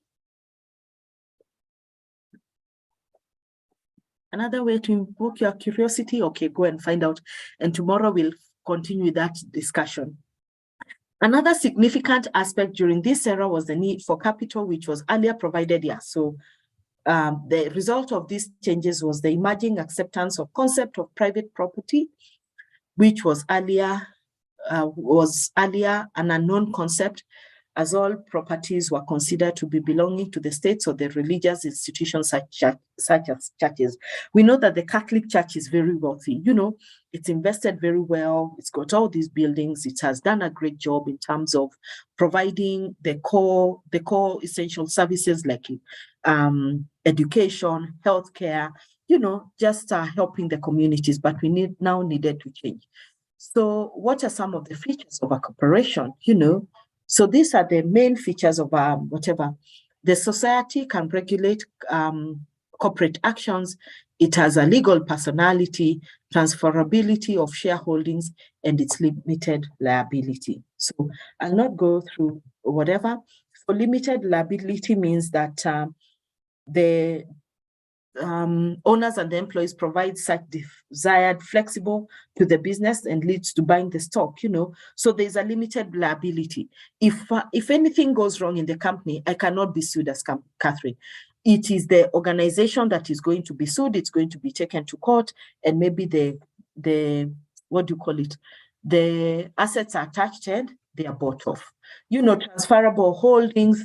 The second aspect is transferable holdings. Freely, a shareholder losing out the stocks can sell it immediately, recover the investment. You know, I can transfer if I feel that this is not working for me anymore, or have a rich place where I can, I have gained my profits. I can sell and make a profit out of it. Legal personality, it means that it has actually been, legal personality provided by the corporation is also an interesting aspect. The partnership may end with the death of a partner. You know, if someone dies, you know, we can also fold up the company if we feel that it's not working anymore, so that it has a legal personality of its own. And you cannot be held liable for such actions if it is not working. And finally, society can regulate. Society can regulate corporations' actions through taxes, you know, fines, and direct them to pursue not just economic, but social goals as well. And we know that this is where the birth of social corporate responsibility came from. You can't just work and not give back to the society. It's like when people say, what was that company that went to Turkana to get oil? What was its name? Someone? They had to help the community, you know. They dug wells, they employed people there. So where you operate, are you able to give back to the society? The titanium business in Coast Region, it meant that it benefited the people. They were able to get jobs. They were able to build hospitals and stuff like that. Then sooner than later, the other day, we had the issue of the baobab trees. There was hue and cry, you know, again, issues of corporate governance, ethics. Why would you cut 8 big baobab? Where even did that story come from? Who was benefiting? Anybody from the Coast Region to tell us what happened with the 8 baobab trees? First, I heard they consume a lot of water. Is it true? Actually, I'll Google about the baobab tree. I just know it's very medicinal. It's got good ingredients. Anyone about the baobab tree? Or what's your take? Should we export them? Do you think that the government did the right thing? The 8 have already been cut. Do you think that they will still find? Are you convinced that they will not find their way out of the country? Again, issues of transparency. Anyone weighing in that discussion? Let's try. Let's try. This corporate from America came and said, well, these 8, I don't know who gave them they were not given the license, but they still went ahead. I think, again, those faceless people that we are never told about, they said, well, with impunity, go and cut the trees. Nobody's going to stop you, you know. After all, I know whom to speak to and stuff like that. That sentence or that phrase that we have so coined, I know whom I'm going to speak to. I know people, things on the ground are different. Things on the ground are different because Kenyans went into upheaval in terms of this should not be so a liability. Let's do a question. Which of the following is a feature of a corporation? Time to do a small quiz. Going on. Is it unlimited liability, illegal personality, large board of directors, transferable holding? Who's been listening? Am I here just on my own? Someone get. Yeah, good. Which of the following feature is a feature of a corporation? It's easy. It's easy. Think about this was your ticket to passing this unit. Okay. So the answer is it has transferability of shareholding. Those are the 4 aspects, you know, limited liability, transferability of holdings, legal personality, society can regulate corporate actions. So that was the question. Okay, great. So far, so good. Okay, so let's go on. Corporate governance. Why good corporate governance? Let me ask, from all what we have discussed, why corporate governance? Why corporate governance? In the real aspect of everything that we have discussed, definition of corporate governance. There could be as many reasons as why we are of corporate governance as we are on this webinar. Someone please give it a try. It's not even a try. Just tell us what it is. Even just one. I One think aspect. Catherine, it helps ensuring accountability, transparencies and fairness in a business environment, even including our social lives. Yeah, good. Yeah. Okay, yeah, okay, great. Someone else? Thank you, Irene. To ensure That's a good one. transparency. To ensure Hello? transparency.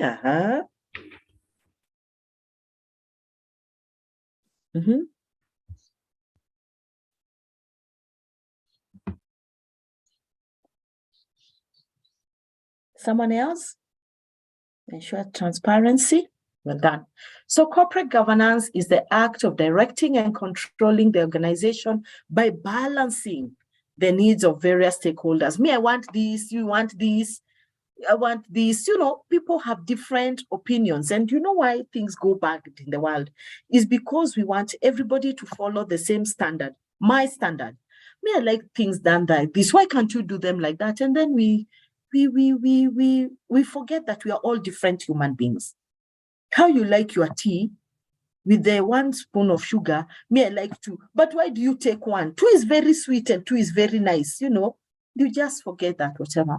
I like this report like this, but has it made the standard that has been described by the organization, you know?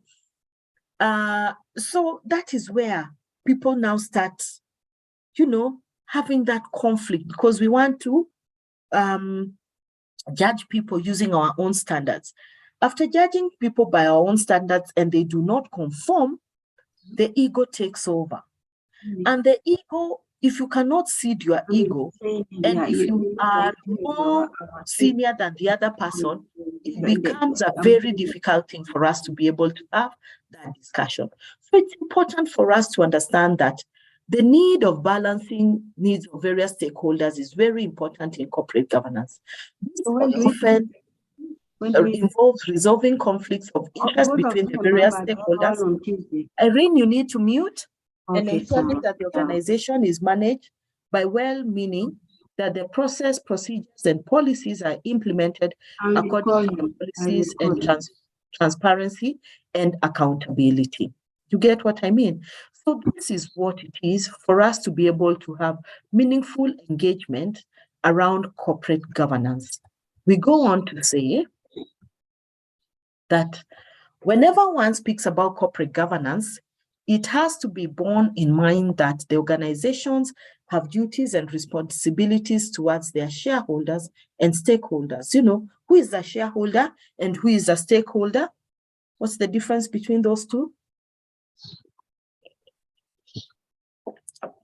I might just be using these names here, and who is a shareholder and who is a stakeholder,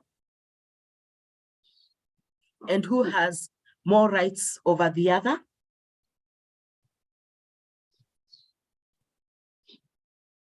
Anyone who would like to attempt? Anyone who would like to attempt? I can try, Catherine. Maybe a shareholder is someone who has bought part of the company, like they have a stake in the company. Then a stakeholder can be a broad range of people, maybe the government and other people who are probably invested too in the company, but not in a different level of shares, I think. Yeah. Okay, great. You are spot on. I was trying to look for that that slide where we identified who is where is it? I shouldn't go too far. Anyway, I think I'll go too far. But what we are trying to say, you're correct. I'm the shareholder of this company. I'm the one who formed it. I'm the one who registered it. It belongs to me. I have a stake in it. I have a say in what happens in this organization as a shareholder. A stakeholder is anybody else who has an interest in the organization. So it could be the community. It could be the people who help you fund your what do you call it?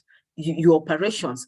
It could be the people who consume your goods and services. The community in which you operate in, stakeholders, the ones that we saw in the slide. So who has more rights, the shareholder or the stakeholder? And where does the employee belong to? Is the employee a stakeholder or a shareholder? Employee is a stakeholder. The employee is definitely a stakeholder. Who has more rights over between these two? Is it the shareholder or the stakeholder?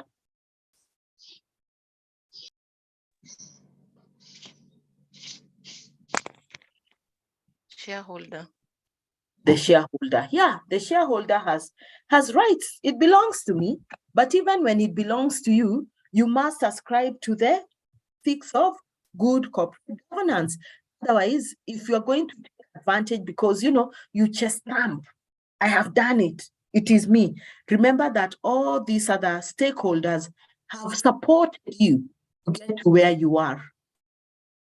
So these people, these two groups of people must coexist together for the corporation to continue being an ongoing concern.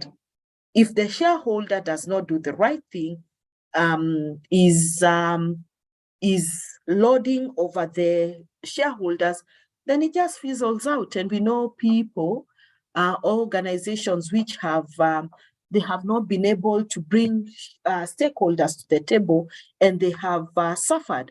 They've actually gone out of business completely. You know, we also know that people who support you as the shareholder are the people who work for you. Management and the employees really safeguard your shareholding. They're the drivers who make the profit.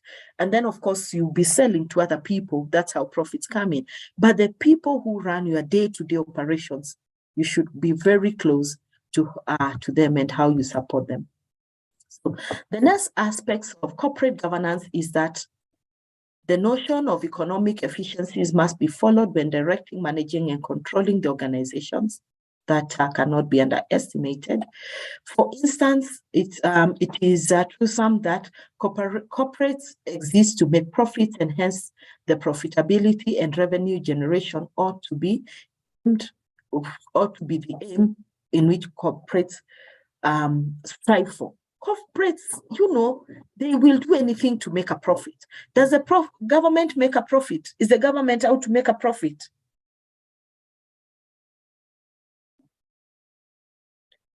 Should the government make a profit? Or how do we now say that the government is making a profit? Anything that we would like to look into?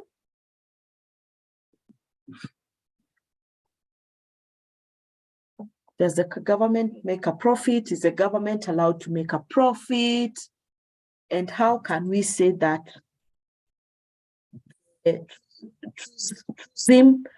corporates exist to make profits? How do we know that the government is making profits?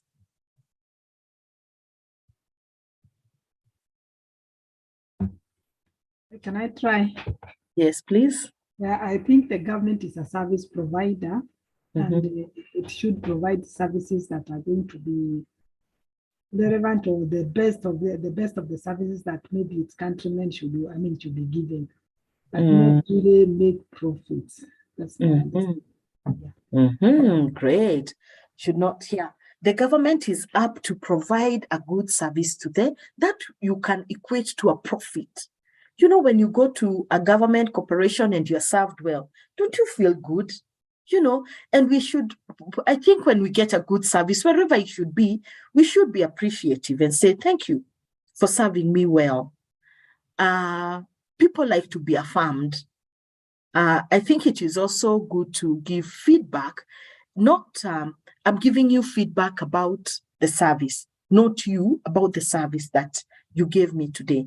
Perhaps I felt it was too slow, and next time you can try and maybe put in processes that would improve faster service delivery to all of us. Just not me. That kind of conversation, different kind of conversations, elicit a positive reaction instead of you complaining and kungunika. But we should also not be surprised when we go to a government office and get whatever. I think the government has come a long way in terms of providing good service to its citizens. And I say that because sometimes we want to bash the employees who work in the public spaces, but there is a time and a gap. If you grew up, you had me how many years of work experience, I said, is you went there and they were not resourced.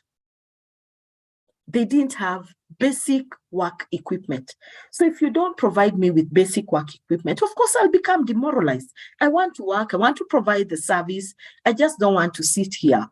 And now we all, those hue and cry, I go to the government hospitals. I go to the police. I have to buy the abstract. There's a canteen there. Go and print the forms, you know. And now we started just having that conversation. And the government needed now, whoever the government is me and you, just to listen more. And I think they've made great strides to ensure that there's what do you call it? There are resources that are available for the employees to be able to work. Not in the greatest grand of things. You can't compare Google and the government. I mean, it would be unfair, but where we can, then now we come and say we created a bad culture. So how do we undo that bad culture? So that's why I'm saying that whenever you get good service, I think it is up to us to continue encouraging those people, because we are the government. We are the government. Me and you are the government. The recent part of insecurity in Nairobi, if you live in Nairobi or its environs, was pretty scary, you know, like you couldn't carry your valuable goods and walk freely and be assured of your safety. But when you think about now that they have caught these boys, and you look at them and you say, these are young people, why would they do that? And of course, maybe you start justifying there are no jobs, you know, but theft is theft. You shouldn't be stealing, you know. I don't know how they can make a living. That's a whole discussion for another day. But when you think about the government going actively after them, removing them from the community, then it creates a better environment. So when we look at all those things, we need to be able to look at how the government works and say yes. So that's the profit we are talking about. The profit that it's not monetary, but the profits that you go in and get the service that you wanted, so that you can continue doing what needs to be done for your own prosperity. So they could be either way in terms of what does profit for you look like, and what does it constitute of? Okay, so what is good corporate governance? However, corporate governance means that a corporation must strive to generate revenues and make profits in a transparent and accountable manner. Those people of entrepreneurship, I passed outside KEMSA and the Holy Spirit talked to me. I went in, they gave me a tender, I supplied, I'm a millionaire. No, in a transparent and accountable manner. You know, to create wealth takes a long time. Ask any business person who has been able to create wealth. It takes a long time. It takes consistency. It takes commitment. There's no way. Those windfalls, even in sales, when you get a windfall, it's not counted like it's a windfall. Yes, you go and wow, it's a windfall. It's like winning the lottery. It will not be counted in the real corporate. If you work for corporate, a windfall is not counted as part of your bonus structure, the sales commissions, structure of how you have followed a lead until it has come through.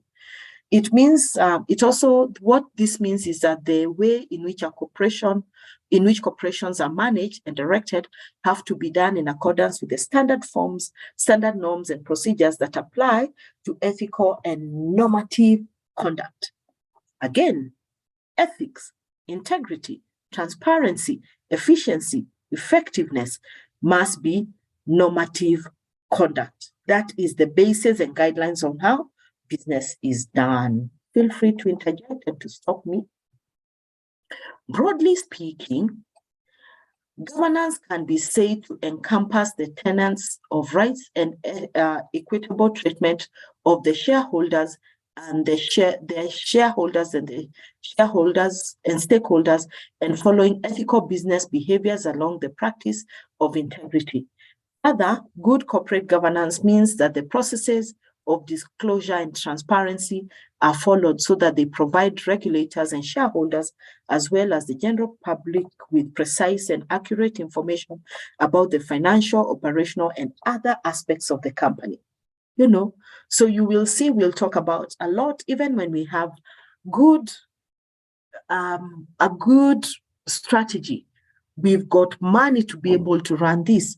We will not run away from the business behaviors and practices of integrity, because that is where we all start going bad in corporate governance. When people collude and come together and say, oh, let's have this. And I have heard in many aspects, which is not proven, that you can be seated in a board and have collude amongst yourself, 9 board members, that this is what we are going to do. Which circle has been flagged of late? There's a big circle that, is it Metropolitan? There's a big circle that has been windows dressing. It has given people, now it's in dire straits. Look at who's going to suffer. It's the members of that circle. It's Metropolitan Circle. I pick up all these things because I'm in the area of corporate governance. So this circle, I can imagine, how do us as board members and as management defraud the very same people who have entrusted us with their money? It just makes me, and these are the people who will take themselves 2 weeks to Mombasa, Naivasha, exotic destinations to be taught about corporate governance. Again, I point it back to all what we are saying about integrity. Because there's no way you can have ghost people that you say, now member XYZ, and you actually transfer up to the tune of 40 million. How do we even resonate with ourselves? How do we go in the public and say, I'm the chair of XYZ circle, and then I will just be, you're not my friend anymore. How can you do that? We also have the moral obligations of making sure that our friends are living above the moral high standard.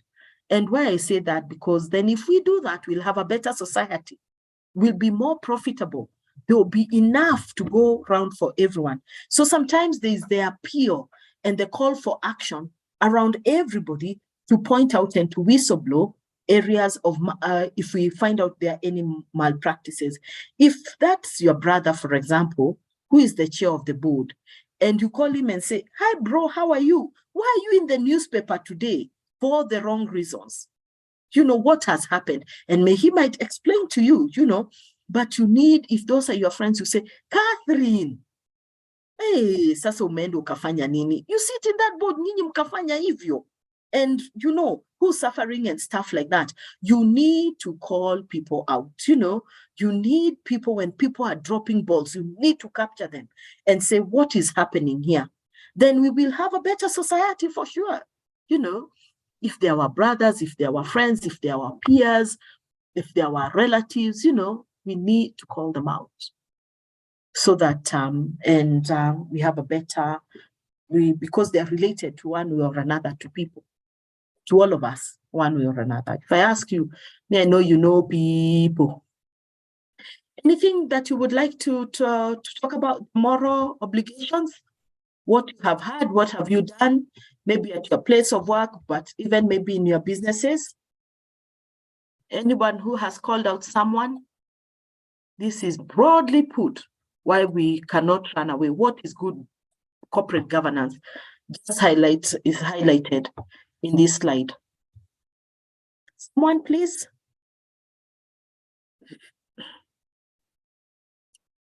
You've done something differently, you've come across it, or even how do you feel around when things are not going right, because then it affects many people. Shareholders, stakeholders, should have been stakeholders, sorry, not shareholders. Tell me, someone, how you feel, what you have done. Someone, please tell me. Nothing. Maybe I can share something, just something Yes. small. Yeah. Yeah. So like in our institutions, we have these welfare groups. Mhm. And there's a time the management of welfare, we have like one in the headquarters in Mombasa. We have another one in Kisumu, the big one. So that we have like 2 or 3 welfare somewhere.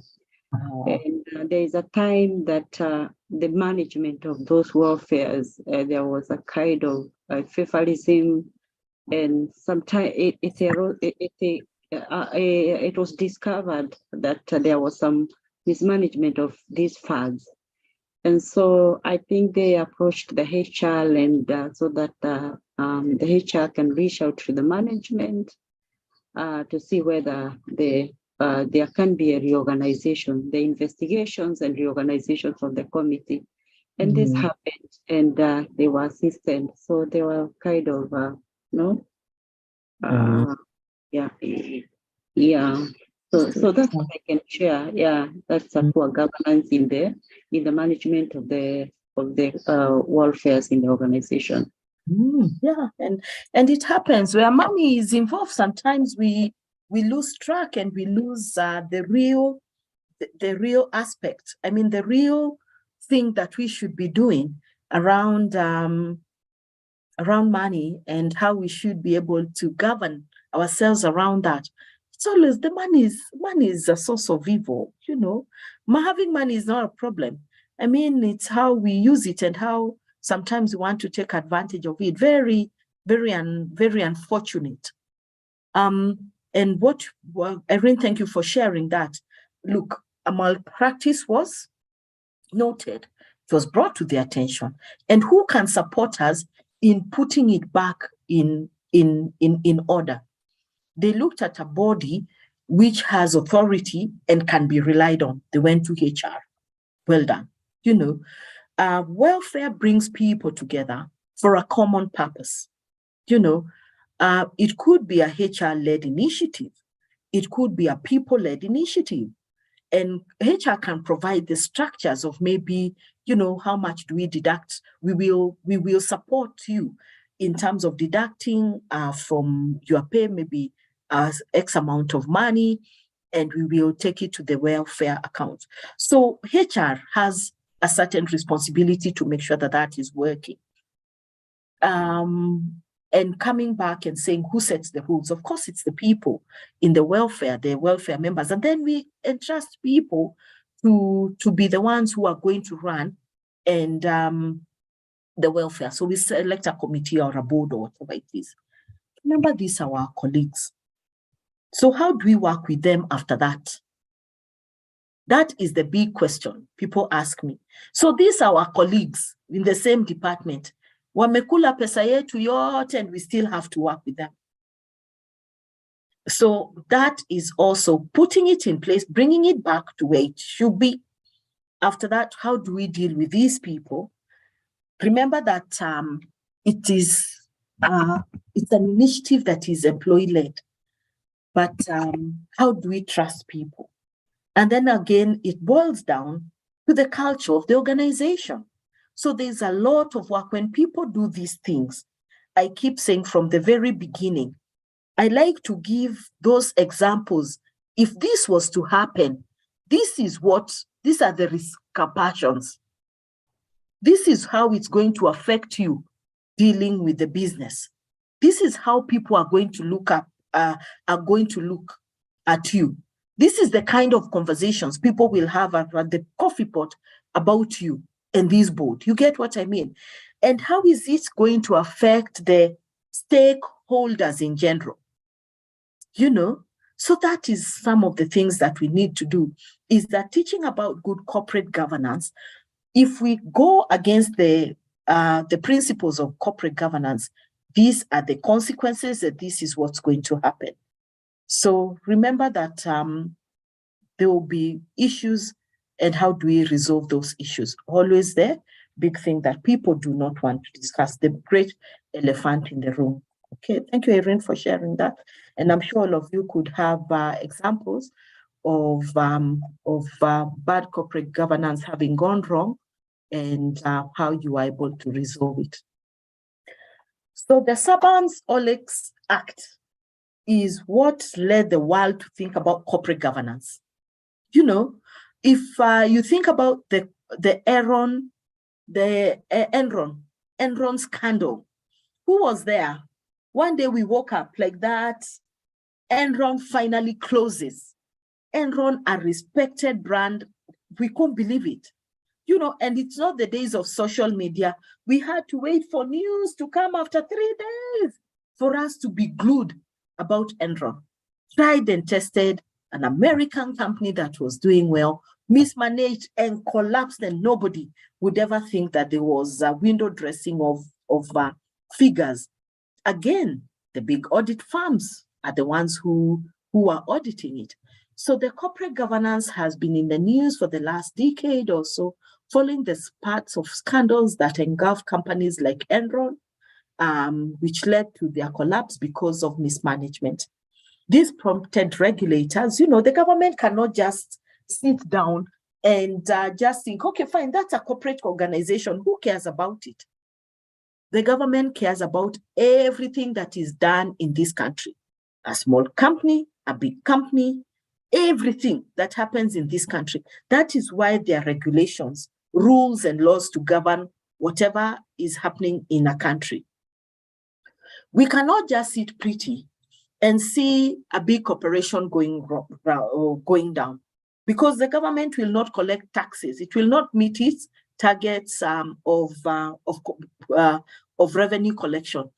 If we don't meet our revenue collection targets, it means that we are not able to provide the citizens with the kind of services that are required. If that happens, we become a poorer society, and there's increase of crime. There are too many things. When the government thinks about that, they come to the table and say, no, we must put regulations around this. Whether you are a private entity, whether you are a public entity, remember that you belong to the government. So to avoid all this prompted, and that's why corporate, it's always been there, but now it was more drawn into coming into recognition. And that's why many now companies just started thinking about how to bring in regulations.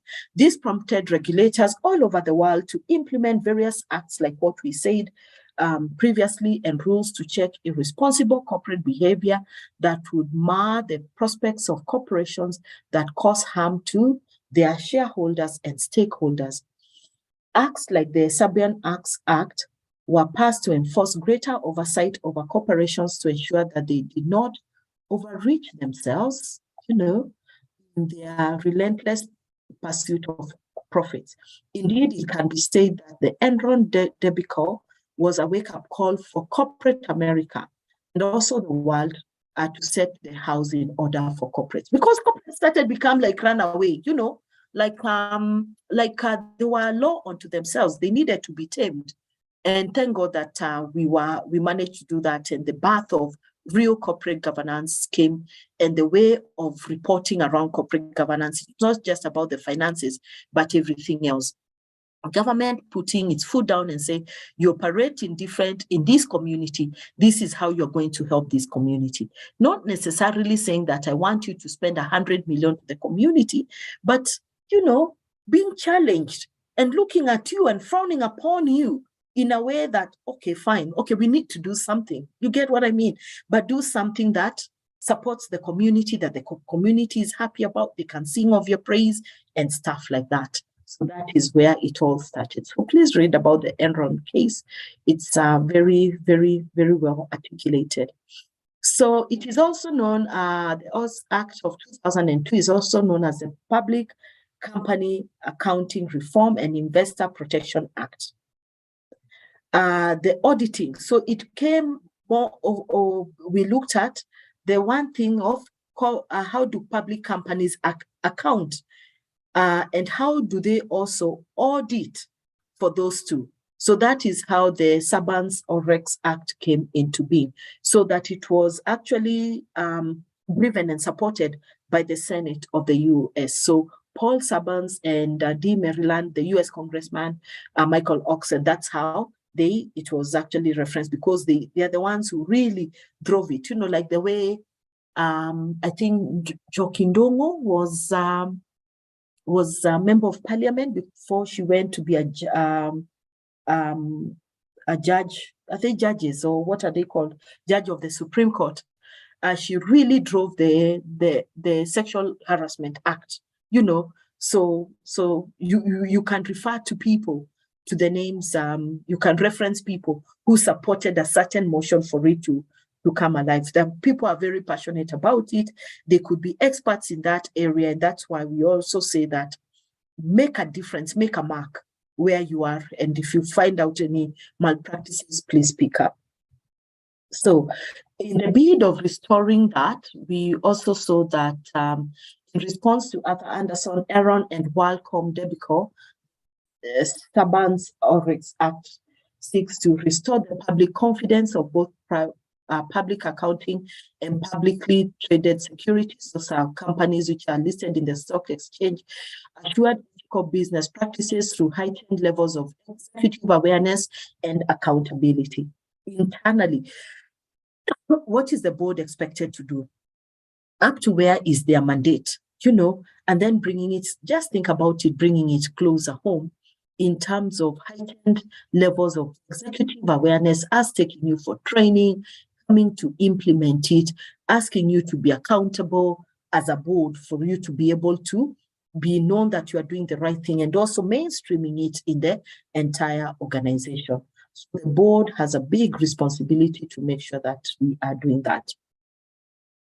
So I will not go through the Enron case, you know, an American-based energy company grew a giant for 15 years. We all know about it, had 21,000 employees in more than 40 countries. Imagine waking up one day, one good day, and you are told, that's it, it's a wrap. It was nice knowing you while it lasted. Close the doors, return your badges to HR, pick everybody, send them home, that's it. You know, the shock. 1,000 people, think about their dependents, a job that you love, you know, it was a shock to everybody, was left a shell. And you just wonder, these people, they're such scammers. Leave those pyramid schemes that came. Was it like 10 years ago? Pyramid schemes came, and if you entered early, then you got some money. If you entered late, one day you went and found the offices were closed. My friend asked me to join a pyramid scheme, which I did. I'm sure you cannot relate with that if you're at my age. So they told me, we were three of us, my three good colleagues, they came one day, Catherine, there's a good business opportunity. We'll be getting money every Friday. So we wanted to buy, which was the days that Dial a Cab had started. I was giving stories because half of you could be maybe younger, but so we wanted to buy a car quickly and take it in for business because it was a thriving business. So I think we invested 40,000, I can't remember each, but that was a lot of money those years.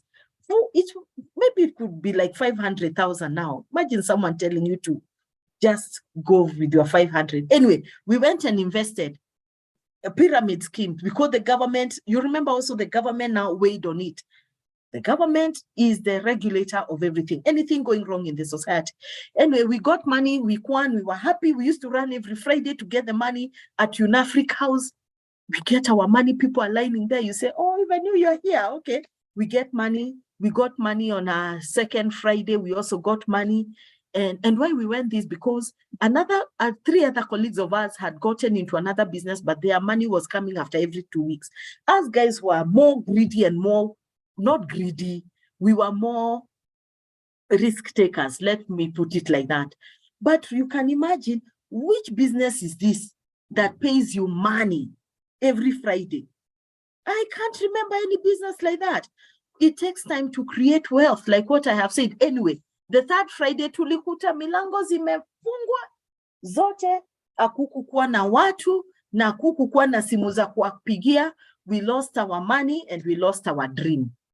Anyway, so what we are saying is, you can find yourself in dire straits of 21,000 people closing and making sure that it's a very, very, very shocking place to be in. Anyway, so that was the Enron scandal, and people felt it was a lie. They were window dressing their figures completely. The financial misreported. There were loopholes. There was nothing, poor financial planning, and they really made people. So it became they became bankrupt. That was the truth. That was the truth of the matter. Some were in jail for criminal activities. Guilty parties have still not been brought. Some have been brought to justice. Some have not been brought to justice. That story of I know people, mi najua watu, and I'll show you how it is done. So let's try and be above board. So I'll not go through all of it, but you can read the story. So another question. When was the Sarbanes-Oxley Act passed? 2001, 2002, 2003, or 2004? Drums roll, drums roll. I know we are above our time, but I will try and wind up with this one. And then tomorrow we start. 2001, 2, 3, or 4? When was it passed in Parliament?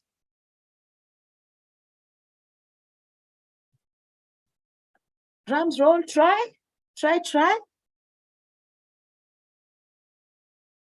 Can you see my screen? Someone try? Since Sarbanes-Oxley Act. Yeah, when was it passed by Parliament in the US? Is 2002. Yeah. 2002. Well done. Okay, thank you. So I want to quickly just go through the role of corporate governance, and then after that, tomorrow we'll start with them. And the thing is that they're all intertwined, so there could be some level of repetition, but what is the role of government in the legislation and regulation of corporate governance? So we say it is very important that the government took an active role in regulating the corporates through necessary means to protect shareholders and investors, various corporates, and white-collar crimes. You know, those white-collar crimes, nearly a kalamu. You know, you're supplying hardware, but you're getting money. It has been found that corporates consider fines to be part of doing business, and the civic penalties that occasionally levied against them hardly set a good example. You say, well, we'll pay a crime, but we needed to do much more. So it's not just a fine. Let's put a big fine that to set a good example.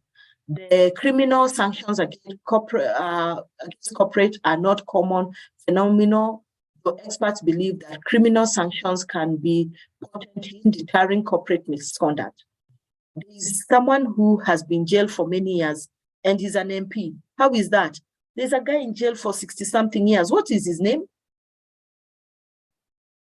Because he had fraud, crowd crisis. I think he's the one who was being told to pay 900 million. So much money, I just thought, oh my gosh, even if his whole village and friends came together, would we be able to raise $1 billion?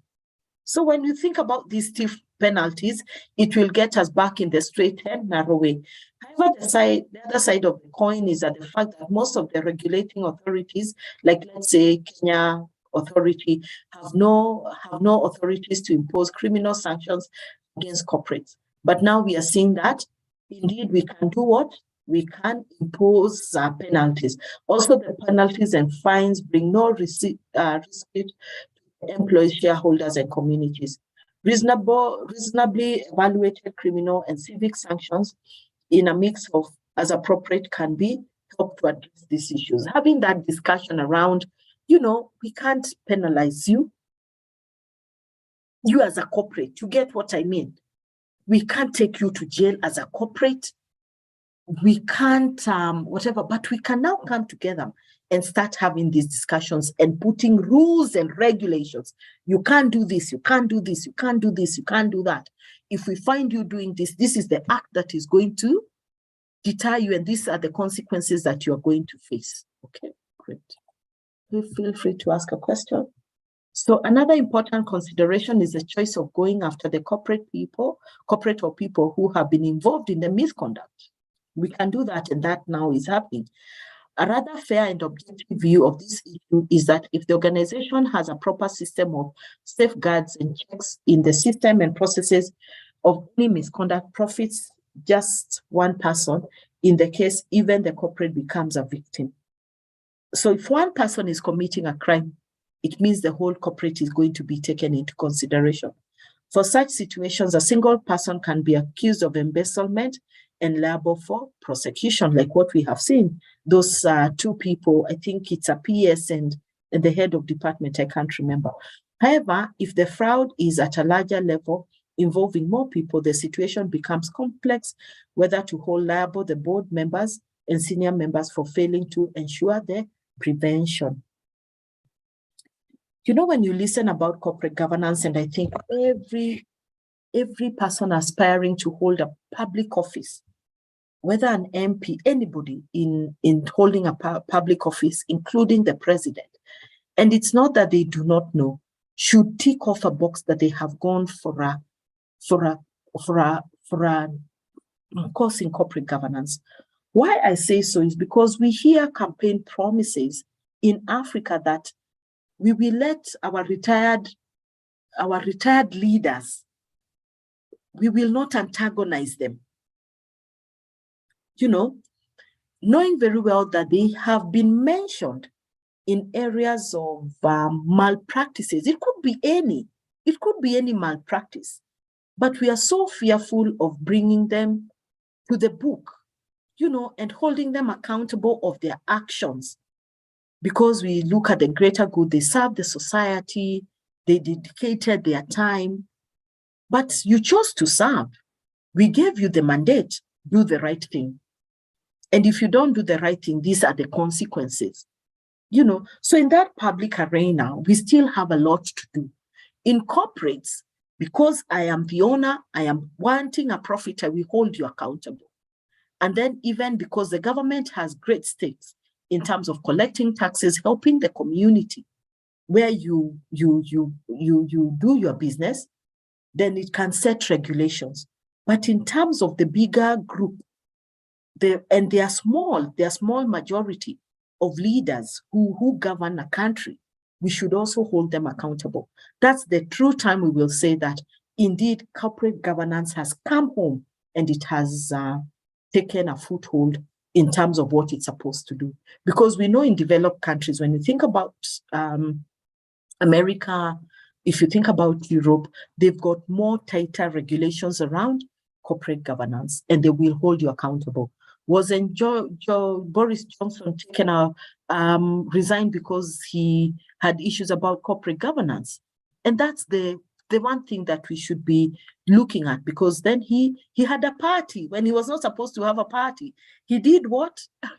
he served alcohol when he was not supposed to serve alcohol on government money. So all those things, amongst other things that people were not too happy about his governance.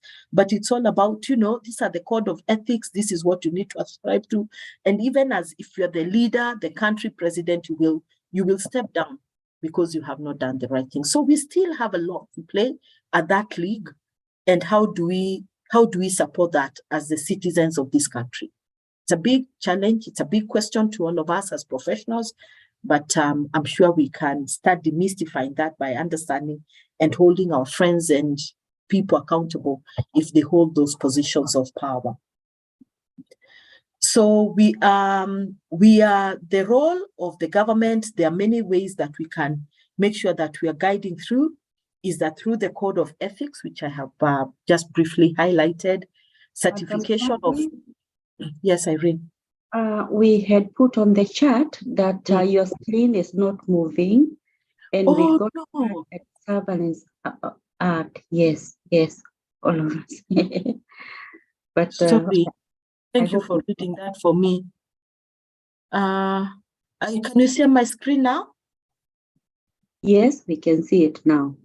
Oh my gosh. So all that you have not seen, I've just been reading and you're following. Where did you stop seeing it? The Enron story. Yes. Sorry about that. Did you see all this, or where did it stop moving? It stopped moving at we saw that. Oh, you saw that. Okay, fine. Sorry about that. So I gave the Enron story, the scandal. Yes. And now, so it was put up in 2006. Sorry, I haven't read my chats. Thank you, Erin, for reading them out for me. So we were describing the role of the government in corporate governance. What is the role? And I was saying that we need to look at that even from a corporate point of view, where regulations have been done. But one of the things about is a good code of ethics A good code of ethics will get us to the next level where everybody signs. And you as a HR practitioner, do you make sure that when people join, they understand your code of ethics? They sign off the code of ethics. Every time and again, they are reminded about the code of ethics. We have a town hall meeting just to discuss about our code of ethics and what are some of the things that can go wrong if we don't adhere to our code of ethics. Certification of financial information, that whatever accounts we are presenting, we can follow through. You can't say that you are making a profit. Even if you are paying, you can make like which company now? You're making a profit, but things are not adding up. Your suppliers are starting to nika in the whatever, have not been paid. You can see subtle things when we say that we want to go for this team building activity. You hear there's money, but there's no money, So certification of financial information by a certified auditor, internal and external, that can be verified. And verification of money takes many forms, shape, and size. You can't have money and say you will not pay a debt within the given time frame, or lend people money. All those things, subtle things that make you start thinking where it is. So we need to make sure provision and protection of whistleblowers of misconduct. What have you done? Whistleblowing, if you don't have a whistleblowing, if you don't take anything out of today's webinar, which I'm sure you've taken out a lot of things, is that please go and look at your whistleblowing policy, because it is a good tool for corporate governance and how it can be used, whether you have picked anything this year, what you have done about it, how have you protected whistleblowers, how has the malpractice been investigated, have you put in processes, have you closed the gaps so that it does not continue. But we would not have all that if people understood the code of ethics from the very beginning. The government should ensure that there are not too many agencies to act as enforcement agencies that may lead to conflict of interest. Sometimes we have this, we have that, let's have one. The Ombudsman office, can we confidently go there and say, I have something to say. Yesterday when I went to XYZ, there's something that is happening, and you have evidence. Having bad customer care service from a government agency is not a serious enough matter to take to the Ombudsman. I want to say that you can address it maybe with the person who is serving you and say, can I give you feedback, like what I said before? Or then say, well, I can see the manager seated there. Let me take my concern there and finish it there. Maybe it's just that person having a bad day. Maybe anything could happen and you leave out satisfied. But if it is something of grave importance and whatever, take it to the Ombudsman, and the Ombudsman will be whatever, but have the evidence that is required. So know your level of reporting to ensure that the right action is taken. Okay. So expectations of the community, from the corporate, the following are some of the expectations of the community. From a corporate, community members want jobs, they want good services and decent, and where they are decent quality, they want safe and working environment. The community members also want to share interest, their share of interest in the corporation, such as employment, which leads to an employee being employed, shareholders, suppliers, creditors, and whatever. Not just neighbors. You're not just going to come, but how are we sharing in this cake? No, employers, make us shareholders, make us suppliers, make us creditors, not just neighbors. So we want to have a good coexistence with the corporate that comes to work near us. Okay. And I'm sure you will be able, a good and safe working environment is you're not emitting gases into the environment There was a big case of a company in Syokimau that really made people in that environment even almost lose their homes. And some people, I think there's a family which lost a child. And because again, najua watu, still the media had to take it and the governor had to intervene. You know, just I think you can operate there, but where have you put the safety measures to make sure that you are not harming the environment? Again, taking into consideration COP27, which we have just come from, all the other COPs of sustaining the environment. Okay. So morality again, and accountability of corporate decisions, the fact that it's hard to establish the accountability and responsible of corporate decisions. You have seen that there are certain expectations of communities from the corporate, also that there are certain levels of trust and agreements, whether written or otherwise, implied and perceptions, reality, otherwise, which exist between the corporation and the constituents.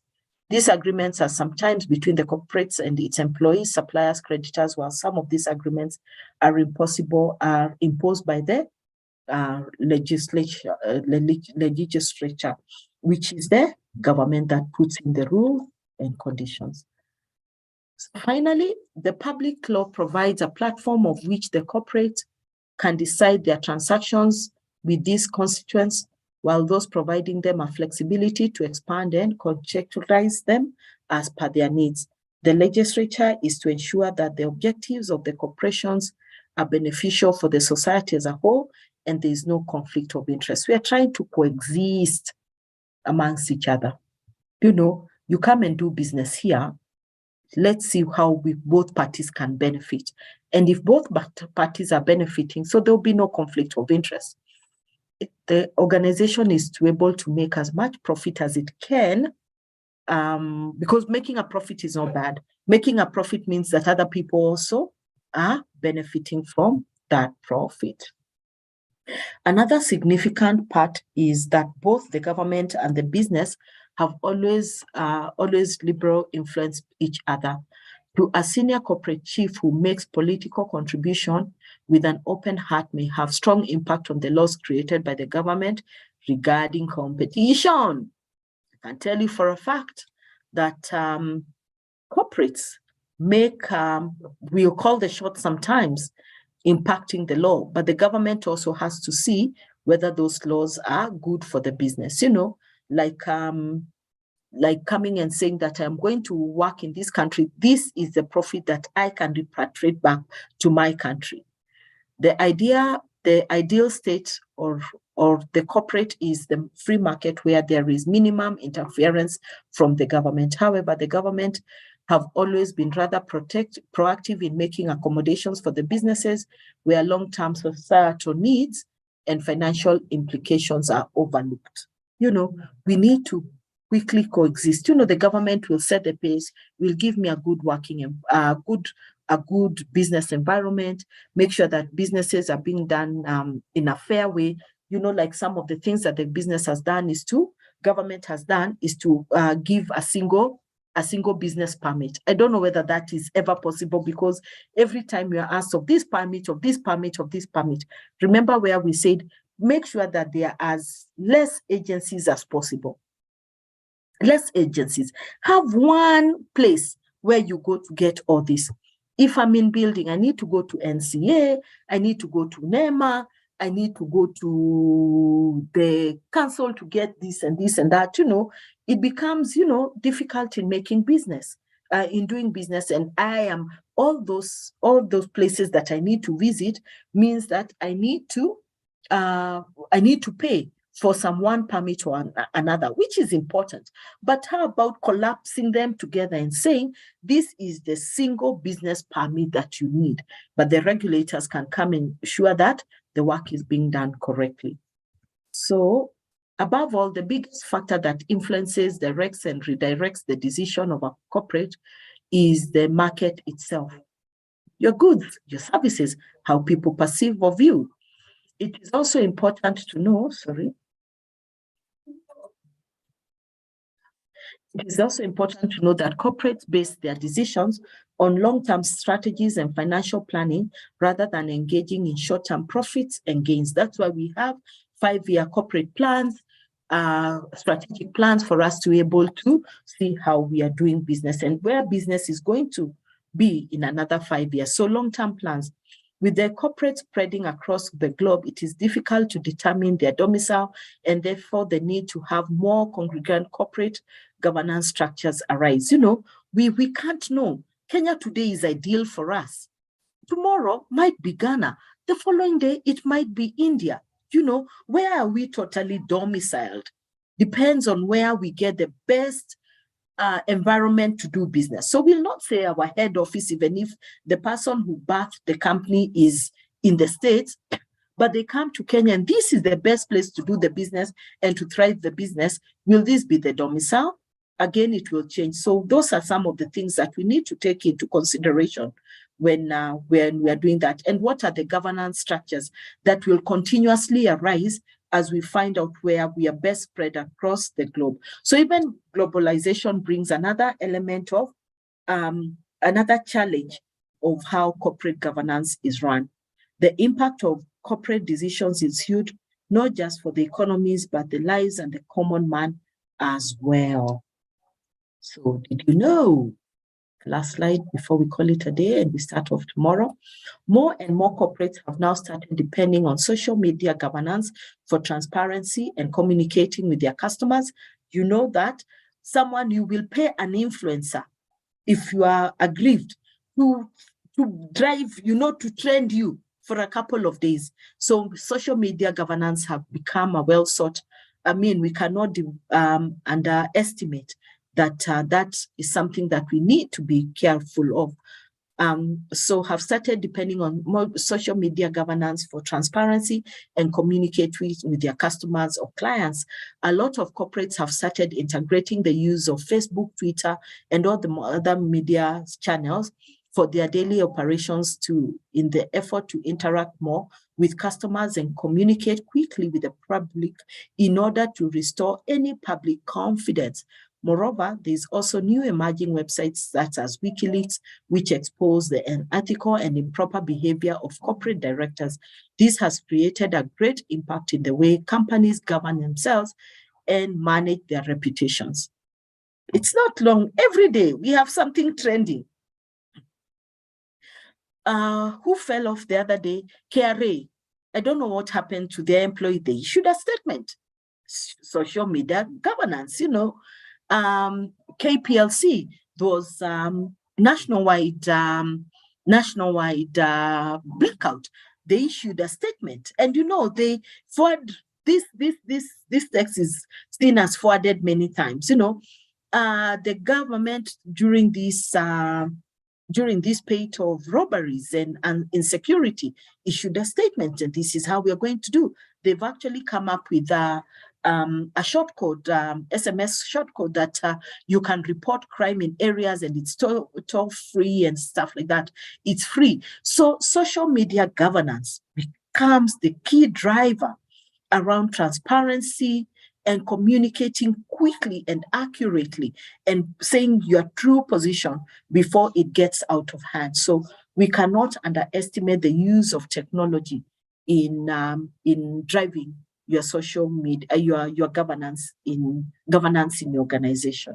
Okay, so allow me to stop our discussion here and open this session for feedback, for any input, whether it was useful, it's meeting your expectations, before we continue tomorrow with the principles and some of the rules of corporate governance.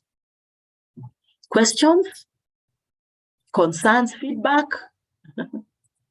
I'm open to that. Yeah.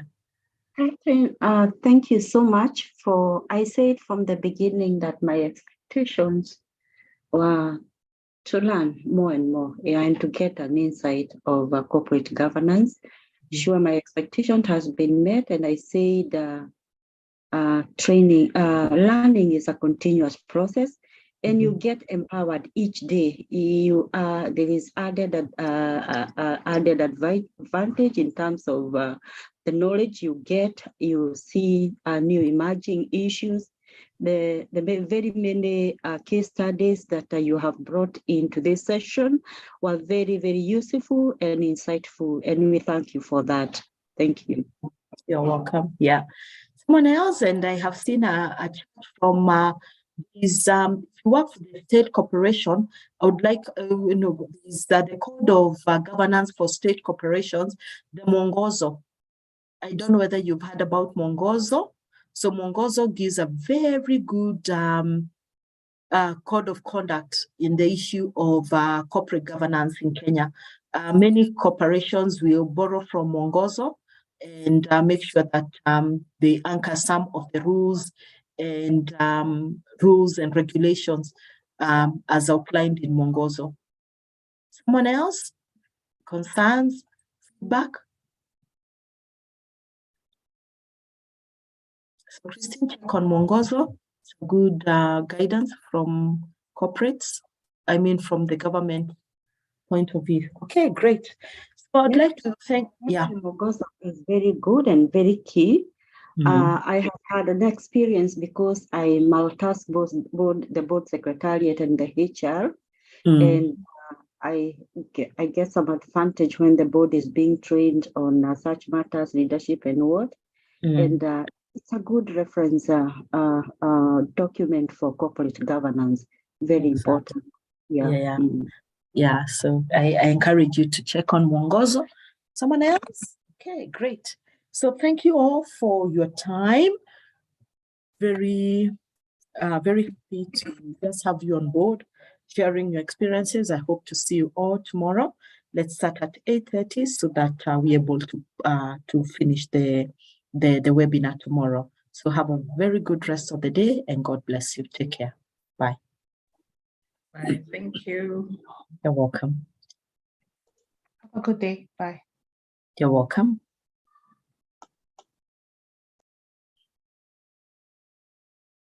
Then you can end the webinar. Thank you very much.